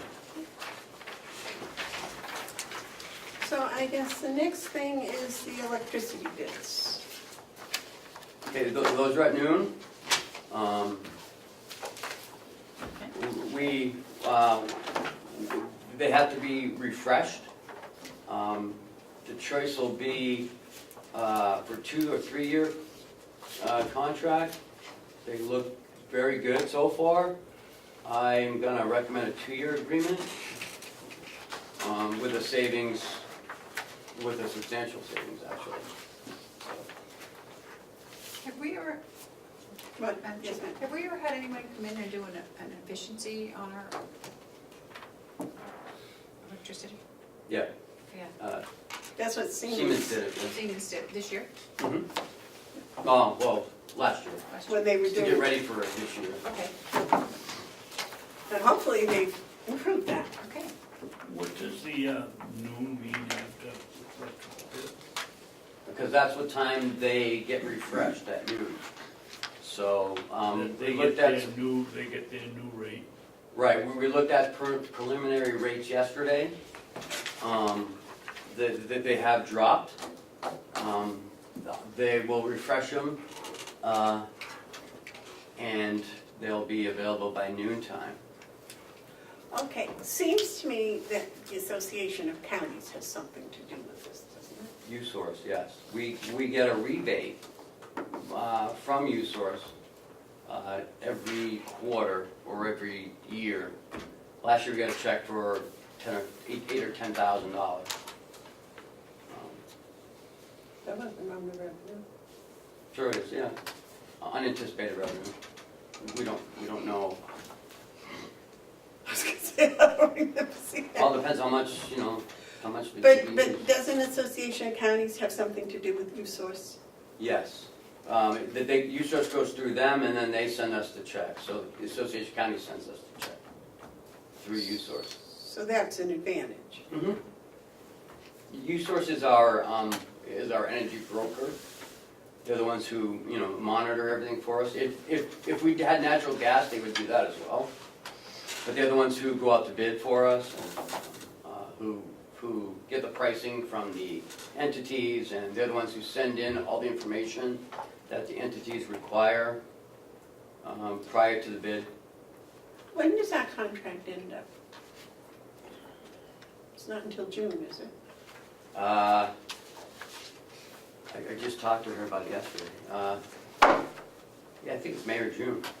Somewhere in the spring, late Yeah, spring. but we're going out now. And I would like in there that we can, there's a minimum or a maximum amount that we have to use, and I would like to. No. That's in the propane. Okay, the last contract we did with electricity, there was Swing. there was a line in there that said that if we got solar, it didn't say solar, but it said that if we didn't use as much as we were contracting for, we wouldn't be penalized for it. That's the swing, and that's the material difference. That's why I'm only recommending a 2-year agreement, not a 3-year. In the 3-year, you'll see 49,000 of savings, but that means we can't do anything in those 3 years. Although it might take 3 years to do a solar project, I don't know. How long was this, 2 the years. last contract, 2 years? And it was 11 cents, 11 plus? 810. 8.1? They're down around 7.5 for a 3-year and 7.7 for a 2-year. Which, if you look at it in the consumption that we use, it's about a $10,000 savings for the 2-year program and a bigger jump for the 3-year. But again, if the prices dropped overnight, then we'll lock into those prices. In the next 24 hours. From yesterday when she came in at noontime to today at noontime, if those prices changed, this is volatile business, that's why it changes every minute. We could monitor it every minute and use it that way, but that's a pain in the neck. Keep buying blocks every time it changes. Well, I don't know of anything happening in the world that would cause it to change too much today. It would have been natural gas storage, natural gas usage. That's the big swings that happen. If they don't store enough in the underground storage, if they don't, if they use it all before they storage, if they, It's the time of year they're emptying those storage tanks. yeah, that's what she said, and that's why the volatility is if they don't start storing it right away instead of just bringing it out onto the main line. I don't know why they empty it this time of year, but they do. They do for gasoline too. Why are we locked into one source with all of these companies that are advertising that they No, can broker electricity? there was six or seven bidders yesterday. Some I haven't even heard about, and some she said warned us to stay away from. The one I was looking at was a very reputable company. Our current vendor did not bid on it, just wanted to let you know that. And some were up around 8 or 9 cents per kilowatt, but But- most were down in the 7s. And who But is our expense is the delivery system, Our expense is the usage, yes. but we have to pay for the delivery system, Oh, yeah, because that's the usage. which that's is right. above and beyond this, right? Is this the price delivered here? That's the price. Delivered here. That's what we're locking into, is that bulk price. Is how much, how much do we buy? How much usage do we buy? And we do about 2 million kilowatts a year or more. David, do you have a question? Yes. Yes. Who was this lady that you were talking to, this mysterious person? Maureen Callahan, the one who comes in all the time. She comes in from Eversource, right? No, U-Source. U-Source. Yep, U-Source. But we have to use Eversource for a delivery system. No, we use third party for delivery. We use Eversource for the line maintenance and all that other stuff. I should say the supplier is who we contract with. Everything else is, well, all depends. The co-op takes one piece, right? Right. We still have co-op up here Yeah. on the tower, and then this side is Eversource. So we have two, I don't know what you call them, they're not suppliers, two entities. Vendors. Yeah. So what does U-Source do? What is their function? They're our procurement person. They're the ones that monitor the usage. They're the ones who monitor the market industry, what's happening in the market. She's the one that, does all the bidding for us. They're our broker. They're the ones that we go through to do all the bidding. So when we go to those folks, I would assume that they're marking up what they get for a big price for electricity. Otherwise, they wouldn't be in business. I think it's 1% of the bid. And we get back 0.5% of that, of the usage every year, or 1/10 or something like that. That's how we get back to $10,000. Well, I wish I knew more about this business. But it has dropped for most cases. See, if we put a water wheel up by the tower, we could make our own electricity. We'd have to waste the water. How about a small wind turbine? Well, they'll tell you there's not enough wind out here to do that. Yeah, we did a test here, and I think it was either 14 or 6 miles an hour, whatever Constant. their Mount Whittier. level is, and we didn't reach that. Top of Mount Whittier is the only place Really? around here that has for wind. Sustainment.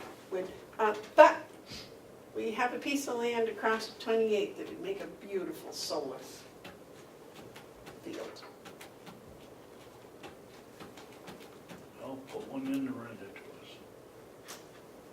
us. Well, no, what we would do is we would rent the land to the company that would put in the solar field, and then they would sell us electricity for a much, much reduced rate. Plus, they would pay us rent on the land.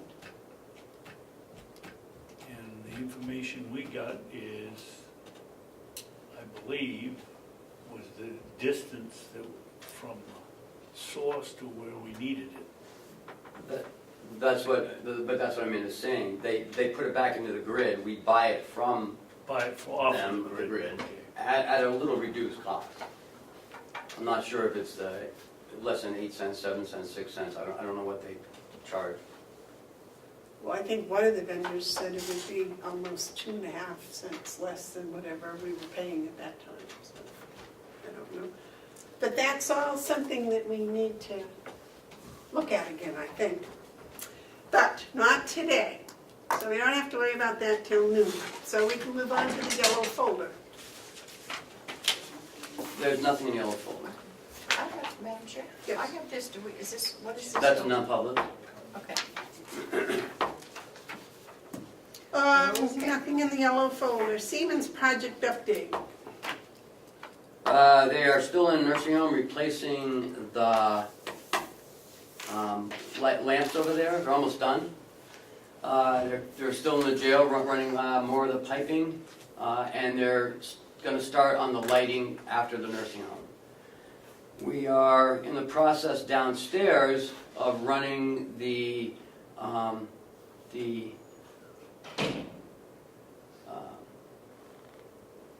refrigerant lines for the split units for the AC in all the building, in all the offices. Right now, they're putting up the support beams, running the insulation piping, and the new boilers are on site, which is a good thing. And that's about it for that. They're still, I just got an email from Bob on the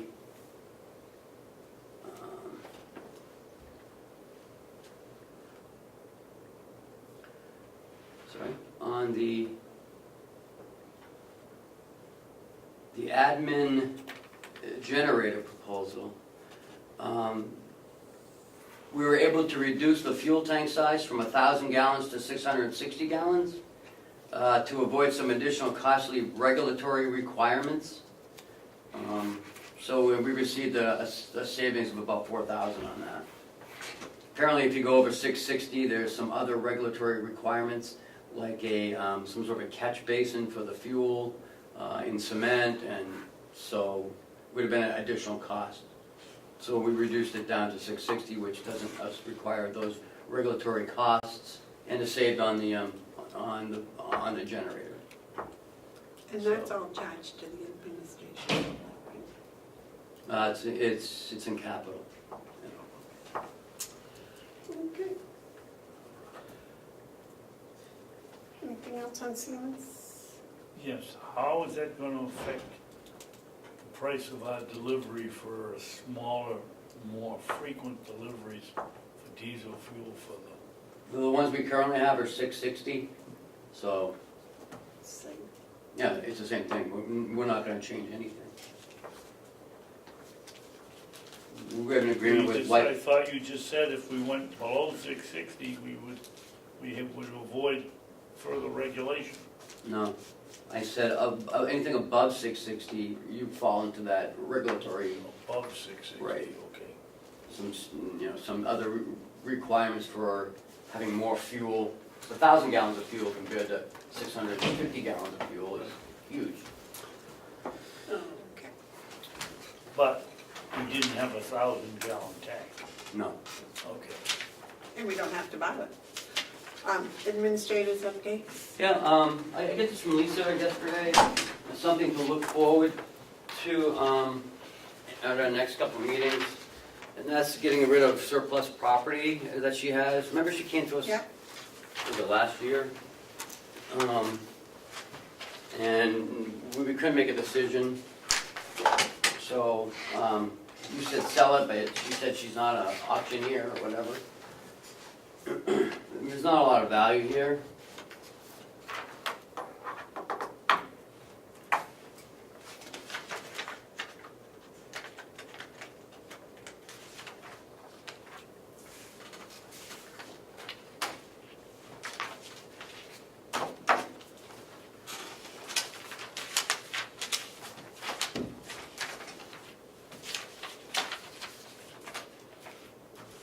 So she just wants us to give her permission to dispose of it. Yes.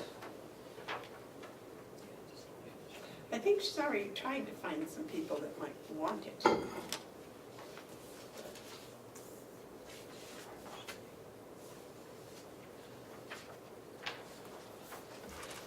I have no objections to letting her dispose of it however she can.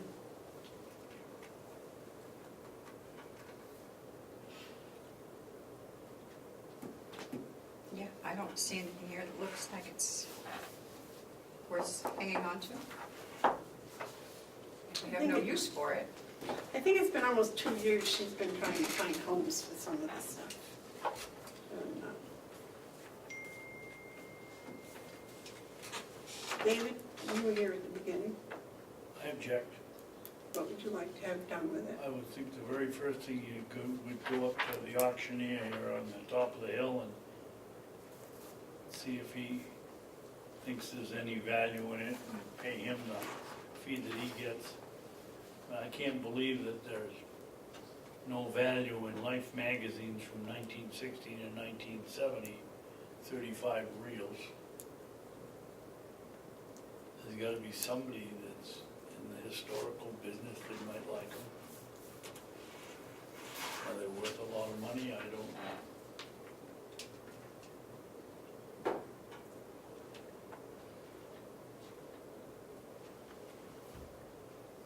And if Gary Wallace doesn't want them for his auction? I don't even know if she's tried. Well, no, but I'm saying, we can ask her in her first step in disposal is to ask Gary Wallace to come. And But there's other auctioneers. I mean, go to the paper, there's auctions every single week, 3 or 4 of them. And if they haul it away and sell it, we make $50. You don't want it to cost us money.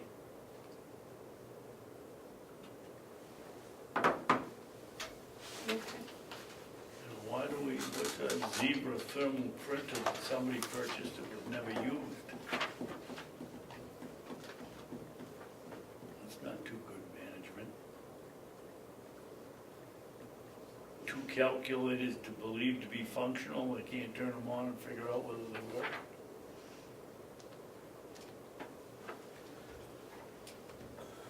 Is there anyone else besides auctioneers you would recommend that she contact?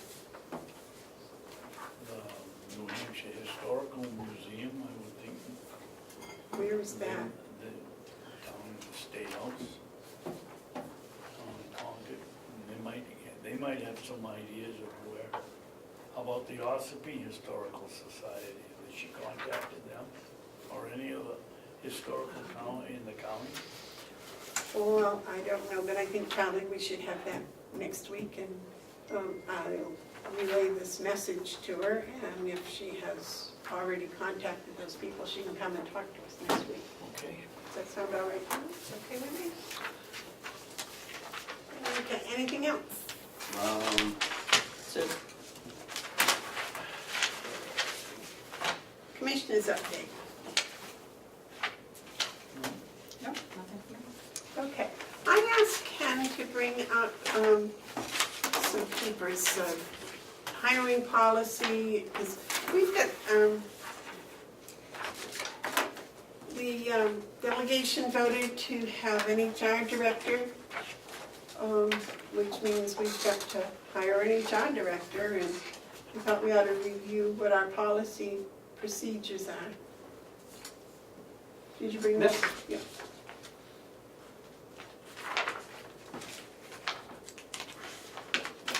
And also a job description for the HR director, and we may want to change those or look at those. And this is the job description that was in place before, which I'm not sure was successful.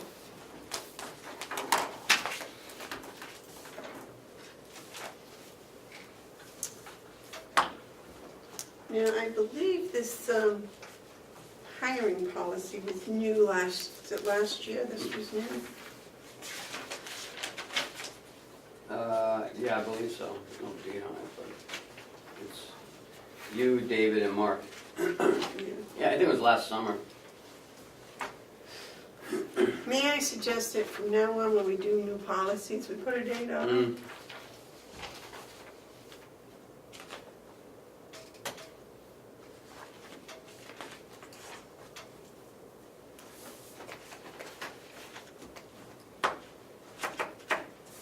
Do you,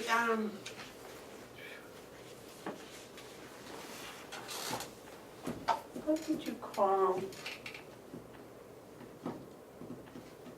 steering committee? When we used to hire like a principal or assistant principal or something, it's the school system, we would have a committee to do it. And I'm thinking maybe this position, maybe Howie might want with the director of nursing to have a, you know, a committee from over there We have set one up. for the director of nursing. Yes. I've had, when the ad goes out, the applications and resumes will come in. They'll be reviewed by Patty and Sue. They'll look at the resumes and who's most qualified. Then the department heads will get together and look at those. And they will do the first interviews, then all the department heads, along with Howie and the people who are the director of nurses now, will sit in on the interviews. Well, I think maybe we ought to follow somewhat the same procedure for an HR director. Yeah, we can talk about it. You know, to hire that, because it'll be somebody that everybody on the campus will be involved in. And department heads. So the final interview over there, what they're doing is the department heads are doing. Because they all gotta mesh with each department head, so. Right, so But not the initial interviews. You know, to weed out they're gonna narrow it down to 3, and then they'll all get together and. All right, now who sets the qualifications? That's part of the job descriptions? Yes. All right, so that's probably what we should look at. So, let's see, all right. I couldn't Is this remember. part of the work session, or are we just gonna review these and then come back next week with some ideas? Well, we can't really change the hiring policy. I think that's pretty well set, but how it goes, because I couldn't remember how it was set up, except that I did know it was in Deeds. Mm-hmm. But doesn't it also get posted on the campus too? Prior to going out, we posted 5 days in-house, if there's any in-house people. And in-house will get preferential over outside if the qualifications are there. We made sure that was in there. And after that, Where was that? I didn't, it's on the last page. With application by employees. The employee will be given preference for a posted opening unless an outside candidate is determined to be a more capable and qualified candidate. No department head or supervisor shall deny any subordinate employee permission to apply for a vacancy or in any way discourage, punish, or intimidate any employee who wishes to apply for a vacancy. so it gets posted, and then 5 days later, it still gets put on Indeeds, even though there's somebody on campus that's qualified? No. If someone's qualified on campus, then it doesn't go outside.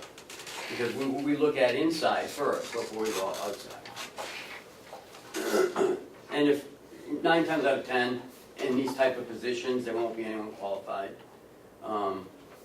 You know, if it's like an L&A position or an M&A, you have to have certain criteria. Okay, because this is, unless an outside candidate is more capable or qualified. Yep. So if we don't have any outside candidates, we don't know if they're more capable or more qualified. Well, I mean, I'd rather promote people from within. I would too, If they're capable and qualified. Yep. Okay. Now, I believe there's Association of Counties meeting this Friday, I just saw that, yeah, I wasn't aware of it, but but I think the Association of Human Resource Directors is going to meet. I don't know. Thought I saw that I someplace. don't know, I have to look back. Yeah, I think there was something like that. But I was wondering if one of us shouldn't go and ask them if they could help us with the qualifications that we might need. Well, why don't we just call Belknap and use their HR person? I mean, they could come over and they could sit with us too, or sit with the steering committee, Why Belknap? because they're the closest. I mean, Stratford's, Stratford only has a part-time HR, they don't have an HR director. They have what we have.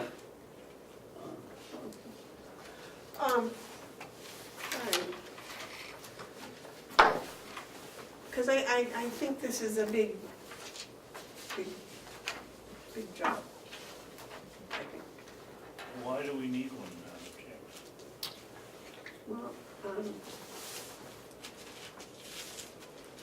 we need an HR director because we need someone in charge of human resources as an umbrella for all departments, in my opinion. And an umbrella being what? The thing that goes over the Agawam Range. Exactly, to protect when things come raining down, as much as anything. And what is wrong with the system that we have now? I don't think there's anyone in charge. Can we not talk about this in public if we're talking about some of our current employees? Well, no, I No, think he's but- talking about the position of It's not HR what you just said, director. though. So let's just wait.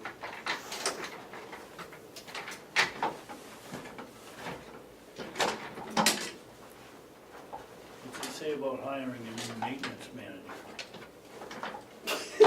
Well, if we had maintenance here, it'd be great. What the heck? This is my favorite chair, too. Sit at the little kid's table.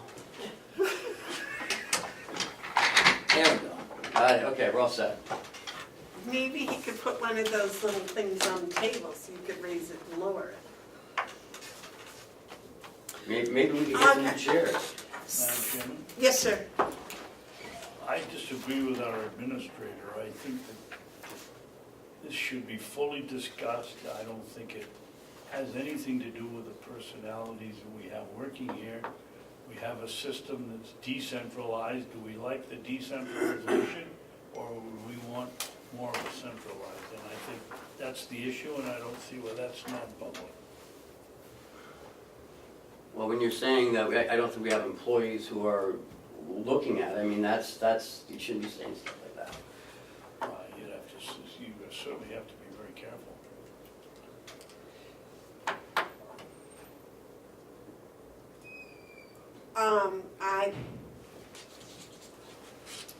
Okay, let me do it this way.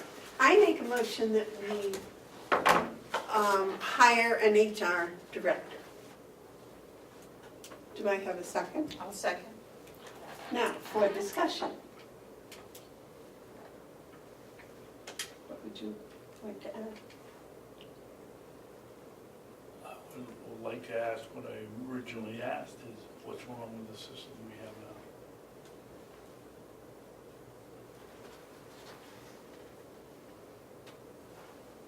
The system that we have now has no cohesion at the top. There is no person in charge of it.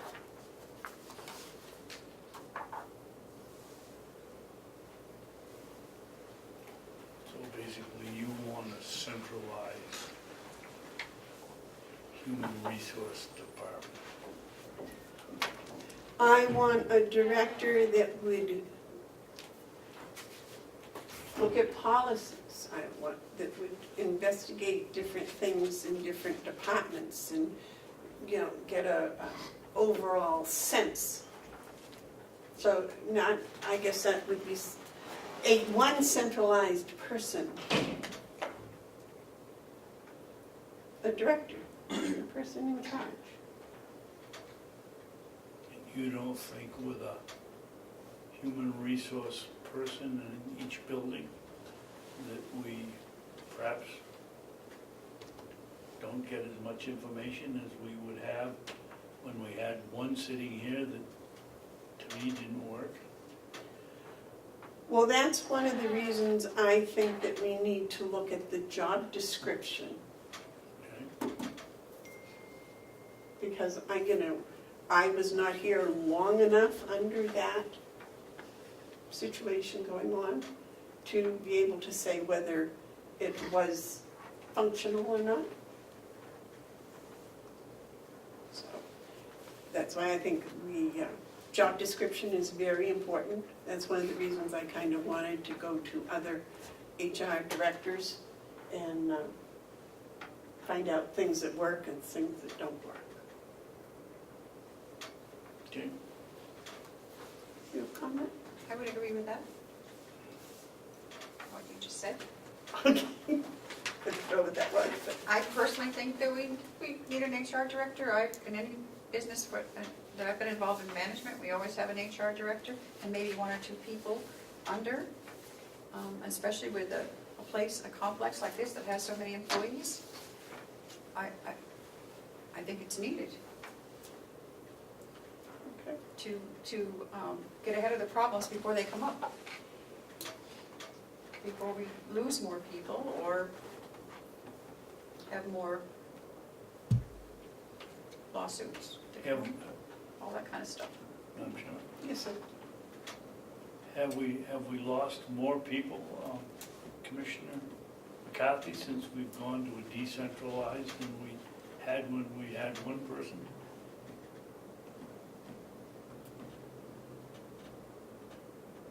Yes. I was just saying that as a general statement. I don't know if we have lost more people, but it seems like there's been quite a few people that have left. And if we had an HR person, a director, who could be the middle person, I think that's just my personal opinion. I think if we had an HR director, we would have had an answer to that question because we would have exit interviews and we would have numbers and we would have someone keeping track of all of that. As it is now, it has to go through different people to collect all this information. Yes? The need at the nursing home is still there for another person. That doesn't go away. So, you know, what they did was they just eliminated help for Lisa. And I don't know how to fix that. So, I mean, they should have just added it to it, not taken it away. But that's my own opinion. Well, it was only a half-time. No, it wasn't. It was half-time for HR and half-time for No, the it wasn't. sociologist or whatever. No, It's not no, sociology. no. May I- Yes. I see it as only being a help for Lisa because she can come up with the initial problems and anything that then should come to the director who can handle the more problematic things and relieve Lisa of some of that stuff. That's, And I said, what Commissioner Babson, the question he asked you was not appropriate. You haven't been here long enough to even understand it. right. So that wasn't a good analogy. But I know what you said, but I think. She made the statement. But I you're don't right. think she made it in that statement, and it's not fair to ask her that, David. And secondly, I don't think you understand the whole process Right. of what we've been doing. So I don't think any of you do, really. But, you know, to say that it's gonna help Lisa, it's not gonna help Lisa. But, I guess we can keep moving on and ask her. Just wanted to throw that in there. Is there any further discussion on the motion? Okay, the motion's been made to hire a human resource director. All those in favor say aye. Aye. Aye. Those opposed? Nay. So, in the process of hiring a human resource director, I think we need to look at the job description and do some homework. I don't have any real experience, that's why I was going to go to outside people that are human resource directors. Other people have worked with HR directors and they, know the value. So I guess, almost as a homework assignment, if you take this particular one that we had that we were using, and if you've had experience with it, then you can see the things that did work and things that didn't. If you have outside experience, you may have some additions or subtractions to make to it. And we can work on that on April 10th. Sheesh. The April 10th meeting. And review the hiring policy and procedures, and we'll go from there. We have other positions we're filling also, and they follow the same procedure, right? 5 days posted on campus, and then Indeed. Yeah, we just filled the admin assistant position that way, so. You posted that on campus? We have, yeah, we had, Did the people over in the nursing home know it was posted? yeah, We had a couple of questions from people at the nursing home, but nobody applied. They called and asked a couple questions. Really? With 3 people that wanted to know when that was posted, I didn't know. Lisa talked to everybody down there and made sure everybody knew about it.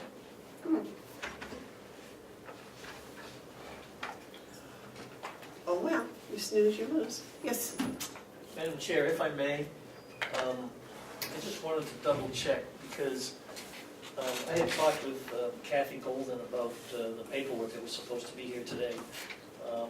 And she said she mailed the envelope on Saturday, which is the time she usually does it. I don't know if it's arrived here yet or not. From what I'm hearing, I don't believe it may be here, but I wondered if there was a way to go check again with today's information, if it's possibly come in, because it does require the commissioner's approval to sign the check for the town of Conway that we have been promising them for the election. So I was anxious to try and get that stuff done today. well, I think we're going to have a non-public. Is it going to be very long? one, yeah, they probably both will. So that would give you time to check to see if it was.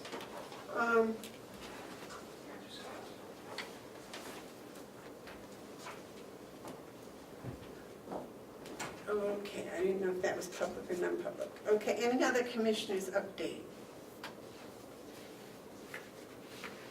Did the all through call about getting on the agenda for today? All right. That would be my only other update. Did you get the survey on the website? Not yet. Okay, We're still working on it. all right. Is the, Ed, do you have the address, for the farm committee survey on your website? No, All right. I don't know if you wanted to do that or not, because I think you wanted to keep it focused on area farmers. If you put it on the internet like that, I don't know how your subcommittee has figured out how they're going to know where the survey is coming from. Filling out like name of the farm and everything else. Yeah. You may get international people signing the survey. Yes. I don't know how you wanted to do that. I didn't know if you wanted Okay. to use email or the internet. All right, well then I will have Dale check with you about whatever. Because if you have the Farm Bureau email list and you have the names of area farms, then you could send them directly an email so they can fill it out. rather Well, than that I do it. believe is being done, but I will check on that. I do know that they're moving forward on my update for the Lands Committee. They're moving forward on a 1 or 2 day equestrian event. And they're also moving forward on having various grade school students work with the residents at Mountain View on some of the outside raised Oh, gardens. good, that'd be nice. So, well, it works out really well because the kids can do all the hard work in the spring, and then they go off for the summer, and then the residents can do the weeding and watering and whatever, and then in the fall, when it's time to harvest, the kids are back, so they can do the hard work. That's a good plan. Whose plan was that? Was that yours? No, Oh. no, Well, you should take it no, as your idea. no, if I can just come and get to watch them doing it, I'll be happy. All right, any other commissioner updates? I think that's it. Any tabled items? No? Any media questions? Yes, sir. It's not a media question, it's just a clarification for Commissioner Babson. Section 28:2 says, "The clerk of the commission shall compose or be responsible for the composition of and keep the record of the proceedings of the commissioners." So I interpret this to say if you have a quorum here and you don't have a secretary, you're responsible for the minutes. I'm responsible for getting them done, so why don't I appoint you secretary and you come in and take the minutes? I would have to accept that. Okay. It says you shall compose. And that probably won't happen. No. But you could do that with anybody. Do I have the right to pay them? Out of your pocket. Oh, out of the board's pocket. I don't think our secretary gets paid per diem. Maybe she does. What? We'd have to check that out. Next one. Thank you for that. Is there any public Thank you, Ed. input? All right, so we're going, oh, did you? Oh, yes, ma'am? Michaela was out when you said public, I don't know if she's waiting for Were something. you waiting for public or non-public? I'm just here. Okay, all right. I wonder what Do she you was- have paperwork for us? Okay. I was going to say we're going into non-public, but then I saw on upcoming events that there was a red line through the April 10th meeting. Yeah, Can, I'll change, I know you guys didn't vote, so I don't know if you have, are you guys meeting or not meeting? is there a motion not to? Yeah. I'll make a motion that we don't meet on April 10th. Are people available on April 11th? No. Well, I'm not. And Cheryl's still on vacation, so. Okay. What about the day before? How about- No, we're both gone all next week, so. I'll make a motion that we don't have a meeting next week. Well, Is there a second for that? well, I just have to ask a question, right? What about all the stuff we put off till next week? Is there anything that has to be done next week? Well, we got a lot of work, but No? There's nothing like, there's nothing that has to be done next week.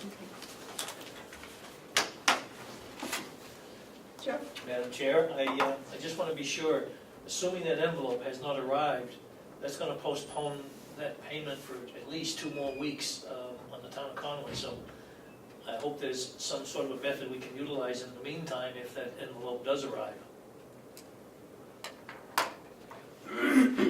Okay, the motion's been made not to have a meeting next week. Do I hear a second?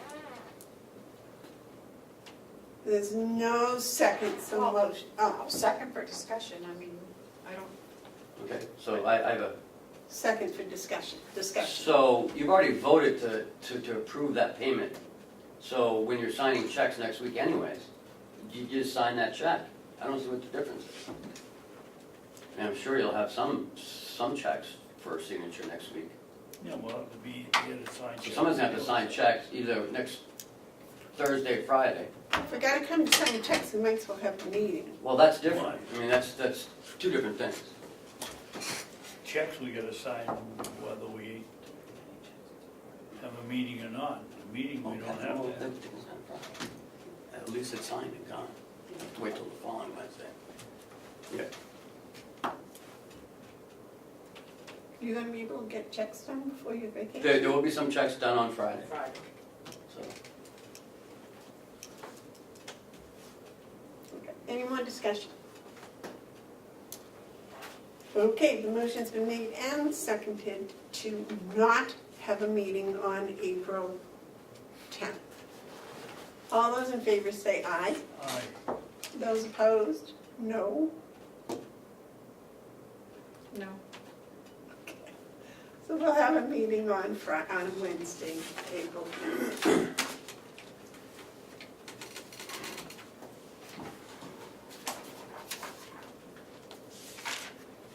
And we'll help you keep notes.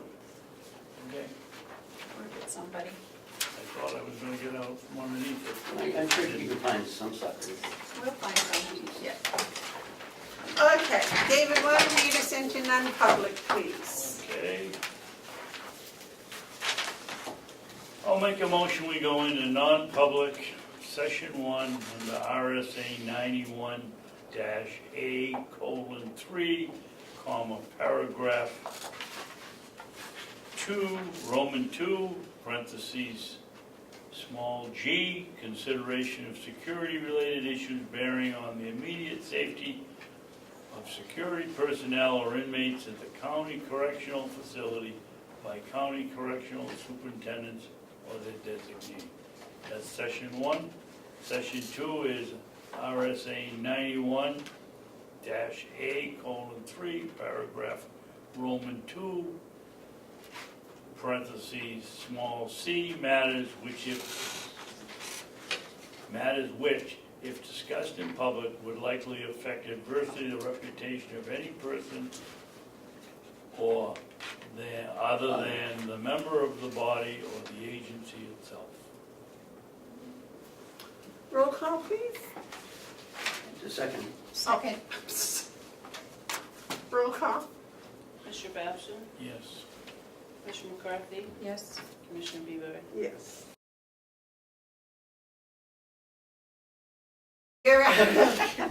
We're out in non-public. I make a motion that we seal the minutes for non-public session 1 and that we not seal the minutes for session 2, which was a discussion about a position.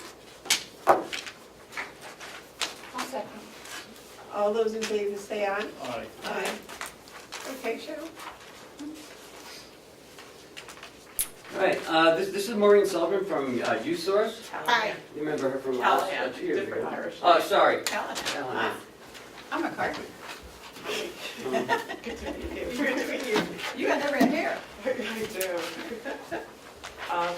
And I apologize, I'm just going to dial out to Erica O'Neill, she's our procurement person who actually works directly with the suppliers. She puts together these bid summary sheets for us.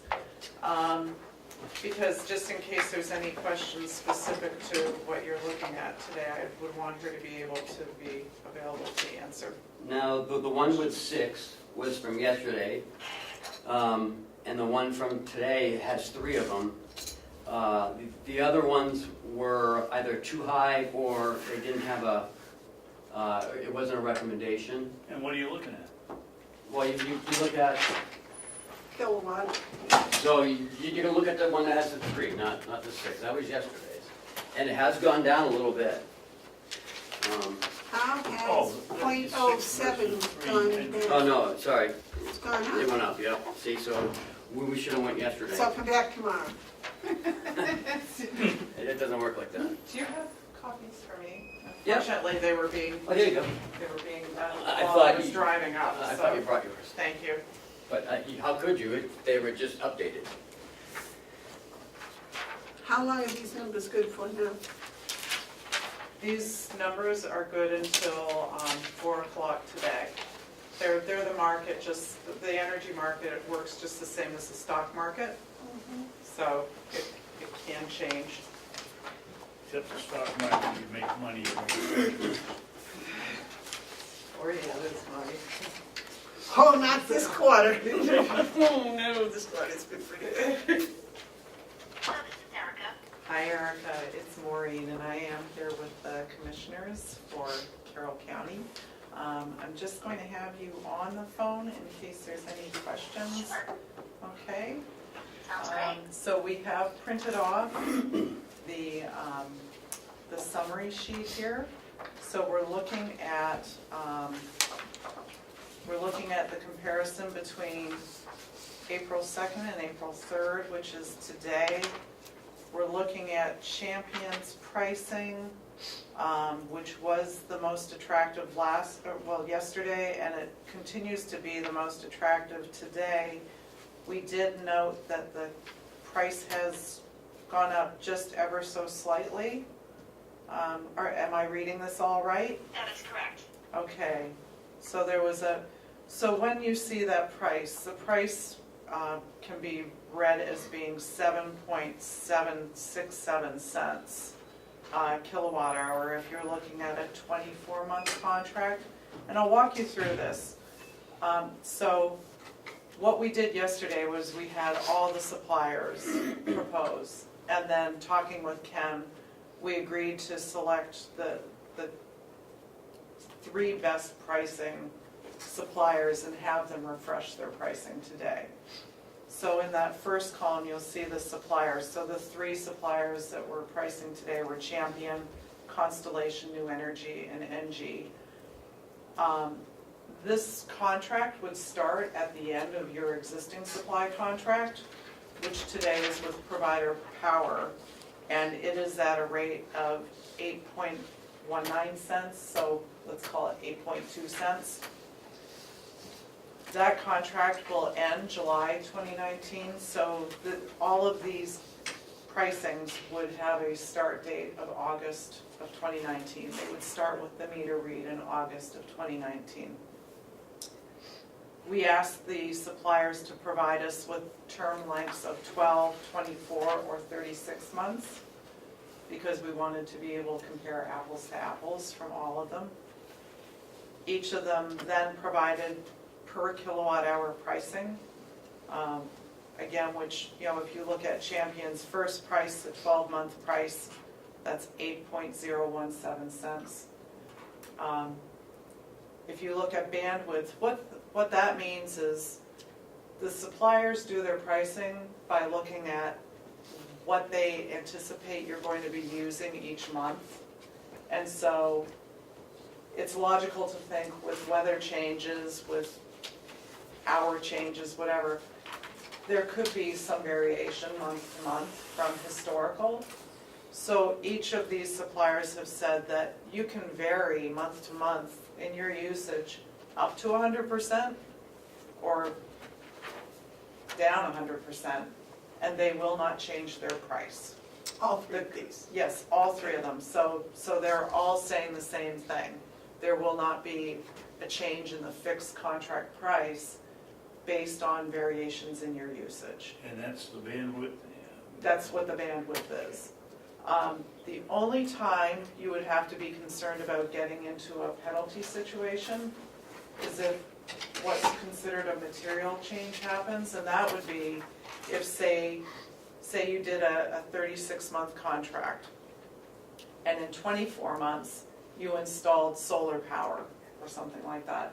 That is a material change. You are now truly taking those kilowatt hours out of the contract for good.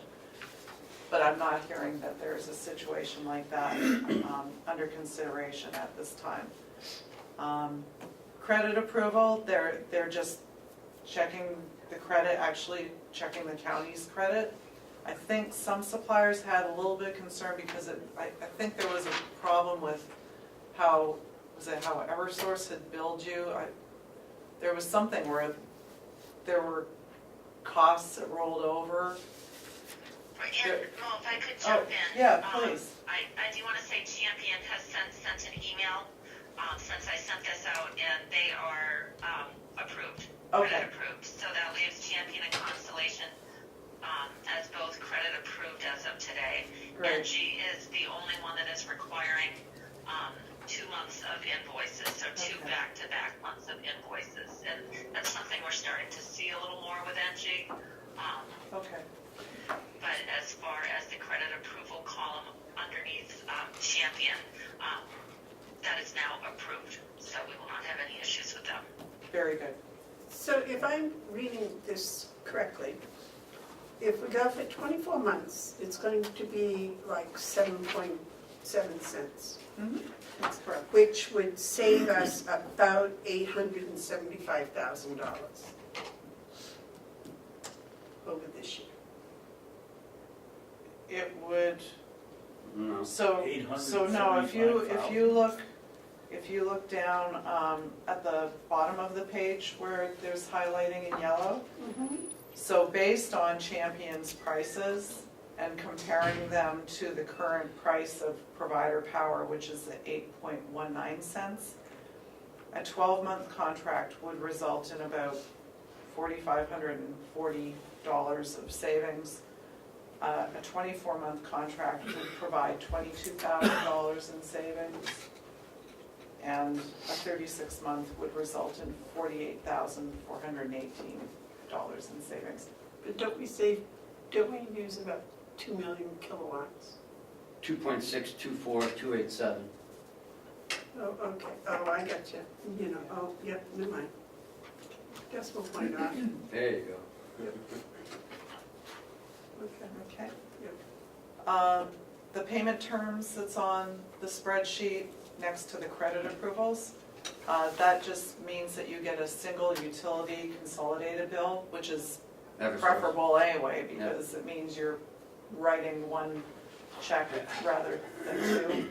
So Eversource actually gets the pricing from whoever you select, and then they include that on their invoice to you. And then the final column here explains that in all cases, in all cases, they actually include the cost of capacity and the renewable portfolio standard. That cost is rolled up into the supply price that's being quoted, so there is no additional cost for that. And then there is a measure, the fuel security cost, which will be passed through starting June 2022. The fuel security cost is actually coming down from FERC. It's coming down from the Federal Energy Regulatory Commission. What they have approved is for, what's the name of the plant? I'm sorry, Millstone, which is a plant in Massachusetts. It's right next to Gas, which is a liquefied natural gas provider. So what they have agreed to do is, because the owners of that power plant were threatening to close it down, they were saying it just wasn't economically viable to run it. And it is 1,900 megawatts of power for the grid. FERC agreed that through 2025, they would provide this fuel security cost, which will be paid for by everyone, to make sure that that plant does not shut down, because it's important to the reliability of the grid for it to continue to operate. I'd like to thank Erica for those 66 pages of documents you sent me yesterday. It was very informed reading. Oh my God. In case you had trouble getting to sleep last night. Oh. Try to- And after reading it, I still don't understand what they were saying. Oh. I actually found some of the challenges to, and I'm sorry, I called it Millbrook. It's Mystic Station. I knew I had the name of the station wrong. It's Mystic Station, which is in Everett, Massachusetts. I knew it started with an M. That's a coal burner, isn't it? It's actually oil and natural gas, more natural gas, but it's liquefied natural gas, so it's actually being delivered directly from District Gas to them. And it's also considered important because they are, if not the biggest, one of the biggest customers of District Gas. So the concern was also, if they do shut down Mystic Station, now the liquefied natural gas system, which we depend on when it's really cold out, we need to be able to provide gas for heating as well as for electricity generation. There was a concern that District Gas may not continue to operate. Who owns the windmill right there? Must be East Boston, at the dock.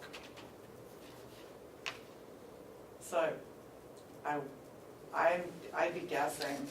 Erica, do you know who has the turbine I do not know that's either. there? I'd be happy to find out who owns that. And then isn't there one out near Mystic Station also? I do believe you're correct on that.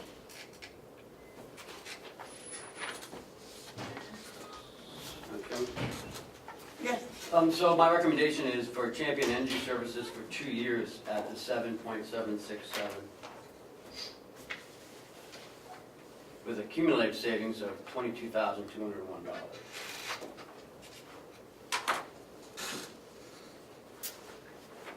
That is over the 2-year period, not per year.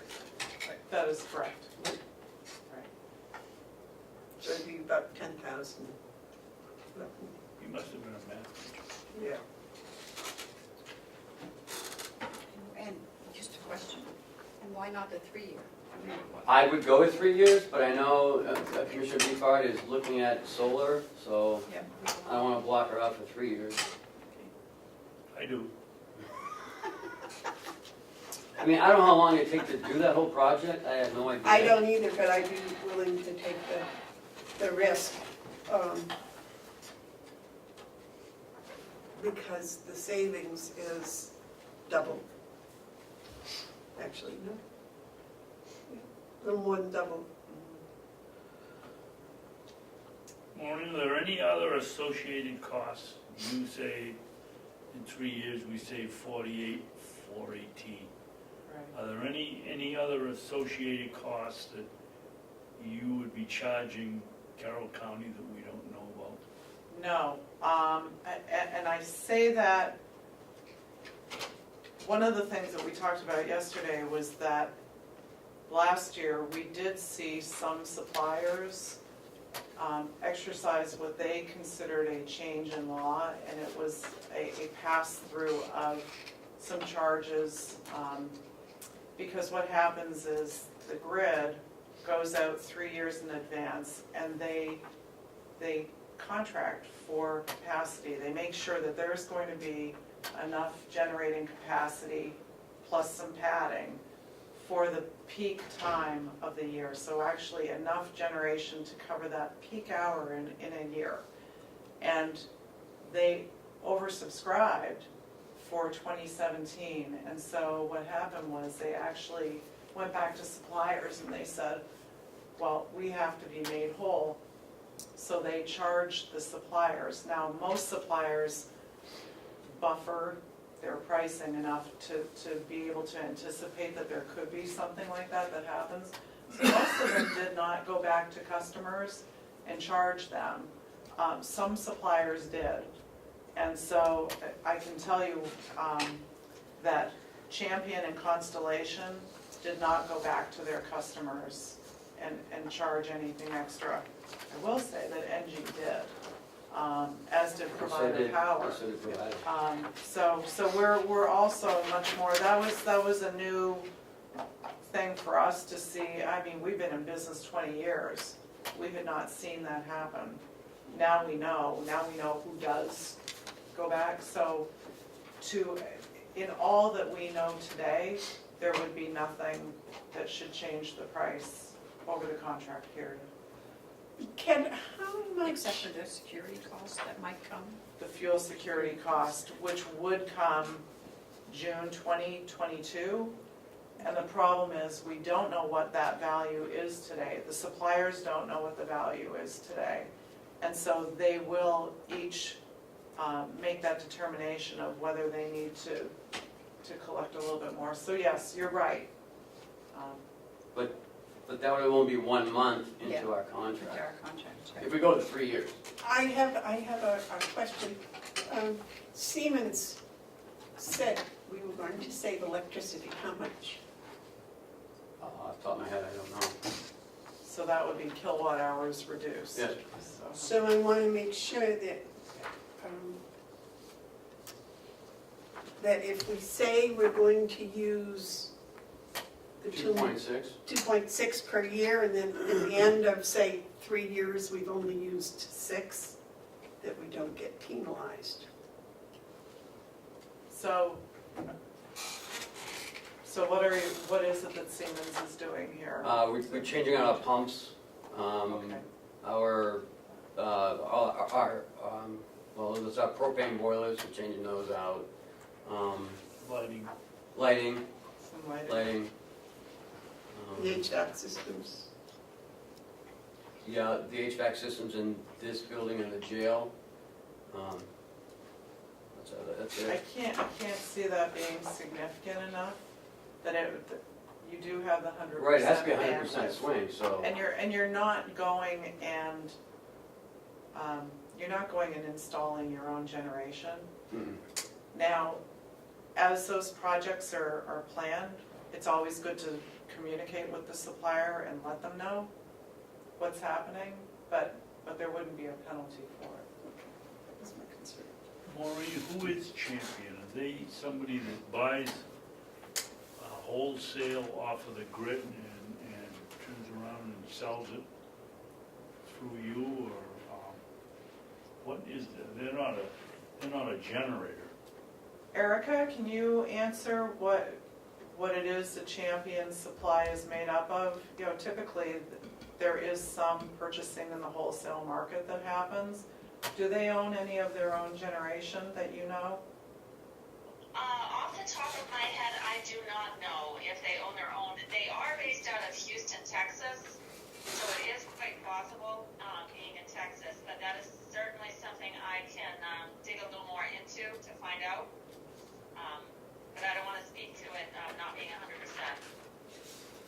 Okay. We can get that. I'm answer. just interested in learning. I don't think it doesn't impact our decision. We don't No. have any New Hampshire generated electricity on this contract. The generation, well, we can find out what Champion uses as their mix from the past year. I mean, the generation that used to be owned by PSNH, Eversource, that is in the market now. But whether we'd be able to actually tell you specifically where the generation comes from, I don't know that we can dig into those details. I don't know if that would be privy to us even.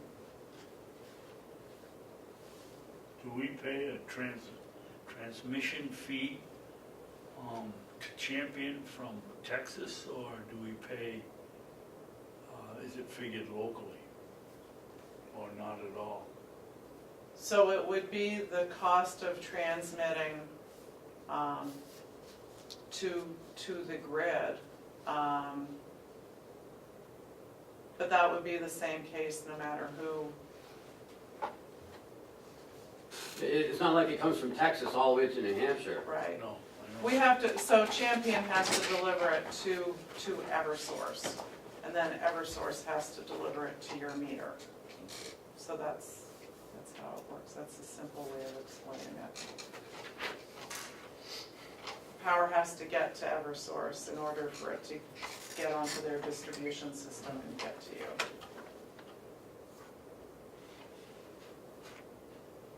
Well, ladies and gentlemen, we can make a motion now, or we can wait until 4 o'clock, but in either case, I think it ought to happen today. Or it's like 4 o'clock.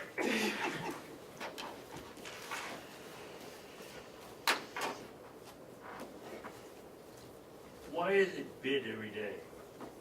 Why is it bid every day? Because the market does move every day. As you can see. And sometimes there is volatility, so major factors that impact the price of electricity is natural gas, the pricing of the gas, the amount of gas that's in storage, because there is gas that's put in storage to handle when the pipeline is most in demand, so in the middle of the winter time. Gas will be taken out of storage, injected into the pipelines to deliver. If that gas is looking like it's being depleted, and we actually went into last winter with a lower amount of gas than historically there has been available, that will cause the market to be concerned. Gas prices go up, electricity prices go up the same. Natural gas in this region accounts for about 50% of our generation. Weather will have a big impact on pricing, because if there's a sense that this winter is going to carry on another month and more gas is being withdrawn from storage rather than injected back into storage, the market will see that as a signal that we're not keeping up with demand, and that will also push pricing up. So every day the market looks at the overall situation. They look at how much gas is in production. As we start seeing more gas export facilities come online in the next few years, it's not so much yet, but it's coming over the next 5 years, you'll see what used to be importing facilities, in the Gulf of Mexico area, you'll see them being switched around, and we'll be taking the gas from Pennsylvania, shipping it south instead of bringing it north, and they'll send it to other countries that need it. That will put more demand on the gas, which will also probably result in higher pricing for electricity down the road. All the more reason to put in a solar field across the road. And somebody was charging us for the sun.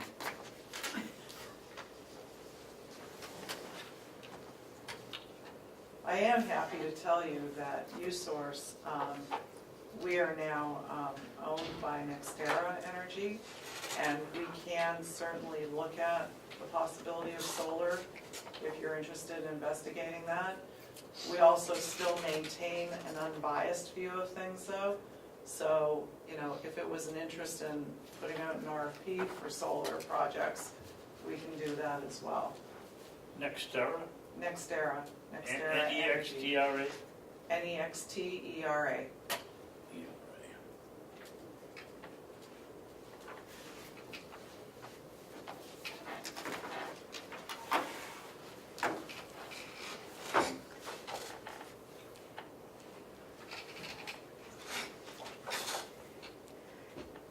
Do you need a motion? Yes.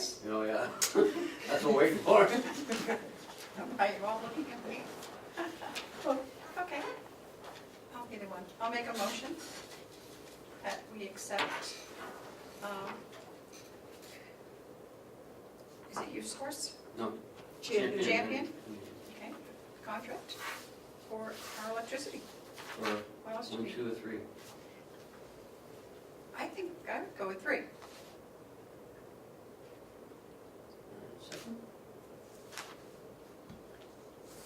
At 0.07575 per kilowatt. I'm glad you can read that. That's correct, isn't Yeah. That is I can correct. hardly see. 7.575 cents for a 36-month contract. it? Do I have a second?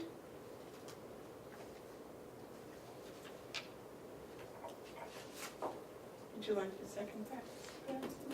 When you asked, I would have answered if I was going to. Oh, Okay, I'll second it for discussion. Yes.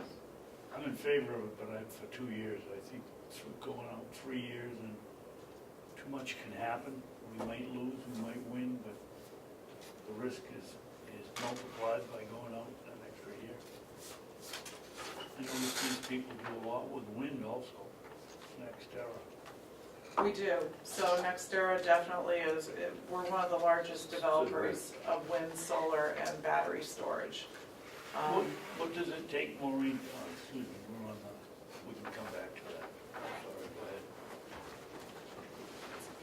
You want to give me a comment? No.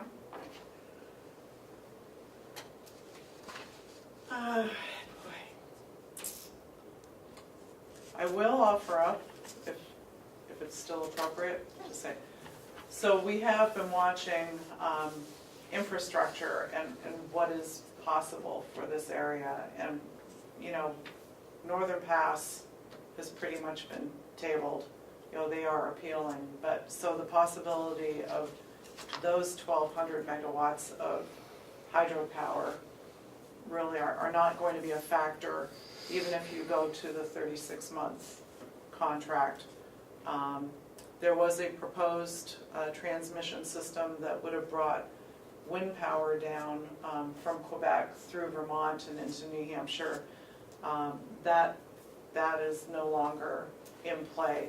The only one that is in play right now is one that would be wind and wind and hydro coming down again from Canada through Maine and into Massachusetts. So it would feed into the grid.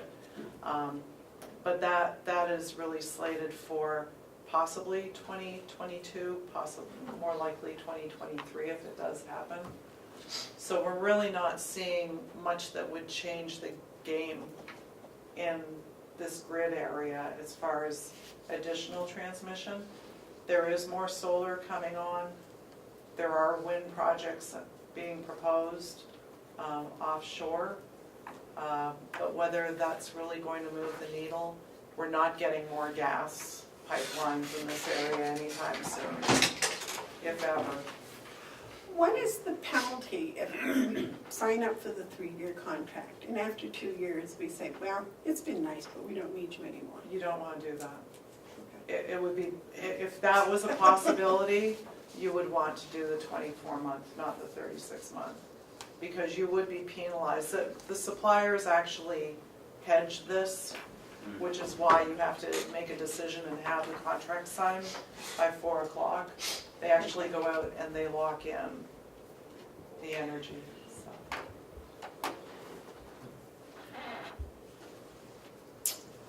I guess with that said, I probably would tend to go with David, that we don't know what is or isn't going to happen. That's fine. Okay, So do you want me to withdraw my motion?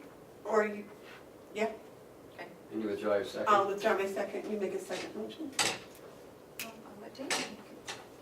Well, if she doesn't want to make it, I'll make a motion that we take up the 2-year option with USource, beginning August? August 1, 2019, until July 31st, 2020. No, No? 20. 19, 20, yeah, no, he's right, 21, right? It would expire 2021? So it'll be the meter read in August of 2019 through the meter read in August of 2021. Oh, do you, And that's a 24-month contract. okay, you do it that way, you don't say in the second year, you don't go to July. It would have to be the meter read Okay, that will occur, that will complete a 24-month term. okay. And it's with Champion Energy Services. And with Champion Energy Service. And it would be .07767 per Correct. And the kilowatt price hour. will be .07767 per kilowatt hour Correct. at a fixed price. Thank you, Commissioner. Okay, motion's been made and seconded, is there any more discussion? All those in favor say aye. Aye. Those opposed? Okay, so we're in electricity for a couple of months. Madam Chairman, Yes, sir. can I go back to the subject that I was off base on here a minute ago? Sure. If the lady would like to discuss it with you, she might not Maureen? want to. Can we get a study done or do something to look at the potential for air power here? Well, in this room, there's a lot of it, but yeah, he means outside. No, I'm not the hot air, but cold For wind, Wind. wind power, we can certainly entertain that. yeah. Is there a cost if you send a engineer out here and they check to see how much wind we get and for how long and for how many miles per hour a day? So what I'd like to do is I will go back to NextEra and I will ask them what it takes to do a wind study. My understanding is a wind study usually is like a 6-month period. Yes. I'm not an expert on it, so let me get more details and I'll share them with Ken and he can provide them to you. Thank you. Sure. Okay. If Thank that's the you. wishes of the board, I'm the only, not the only member here. We've got to let you have your way once in a while. Okay, thank you, I appreciate it. The ladies will spoil you today. So we're gonna get the contract and then, Right, so Erica is going to now communicate with Champion. She's going to request the contract for 24 months at 7.767 cents for 24 months. She will receive that contract back. She'll send it to you, Ken. Who signs? Who would be the I'm gonna have to sign signer? before 4 o'clock Yes. and then send it right back. And send it right back. It needs to be booked by 4 o'clock, so I would say have it back by 3:30. Okay.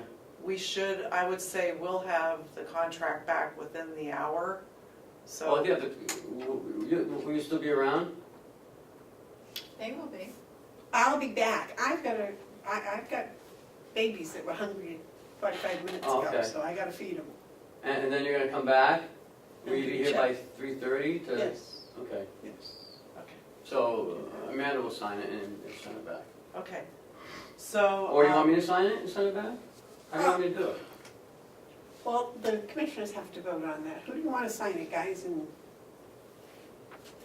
somebody make a motion and, Oh, we made the motion and passed it to do the business with you, so what's the problem with that? Ken sign it?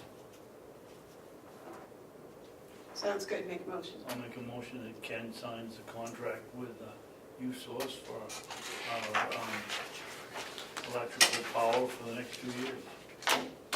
I'll second that. All those in favor? Aye. Aye. Okay, so Erica, if you didn't catch that, you should have the contract to be signed by Ken Robichaud, Sure, yep, So I she has got my that. email. who is the county administrator. And I see his details, I have his contact info, so that's perfect. I will go ahead and request that now, with Ken as the signer, and I'll get that sent back over as soon as I have it in my hand. Very good. Okay, thank you, Erica. Thank you, take care. Thank you. Bye-bye. Bye-bye. Have we done a study on solar at all? Have we done anything about solar? Well, We've No.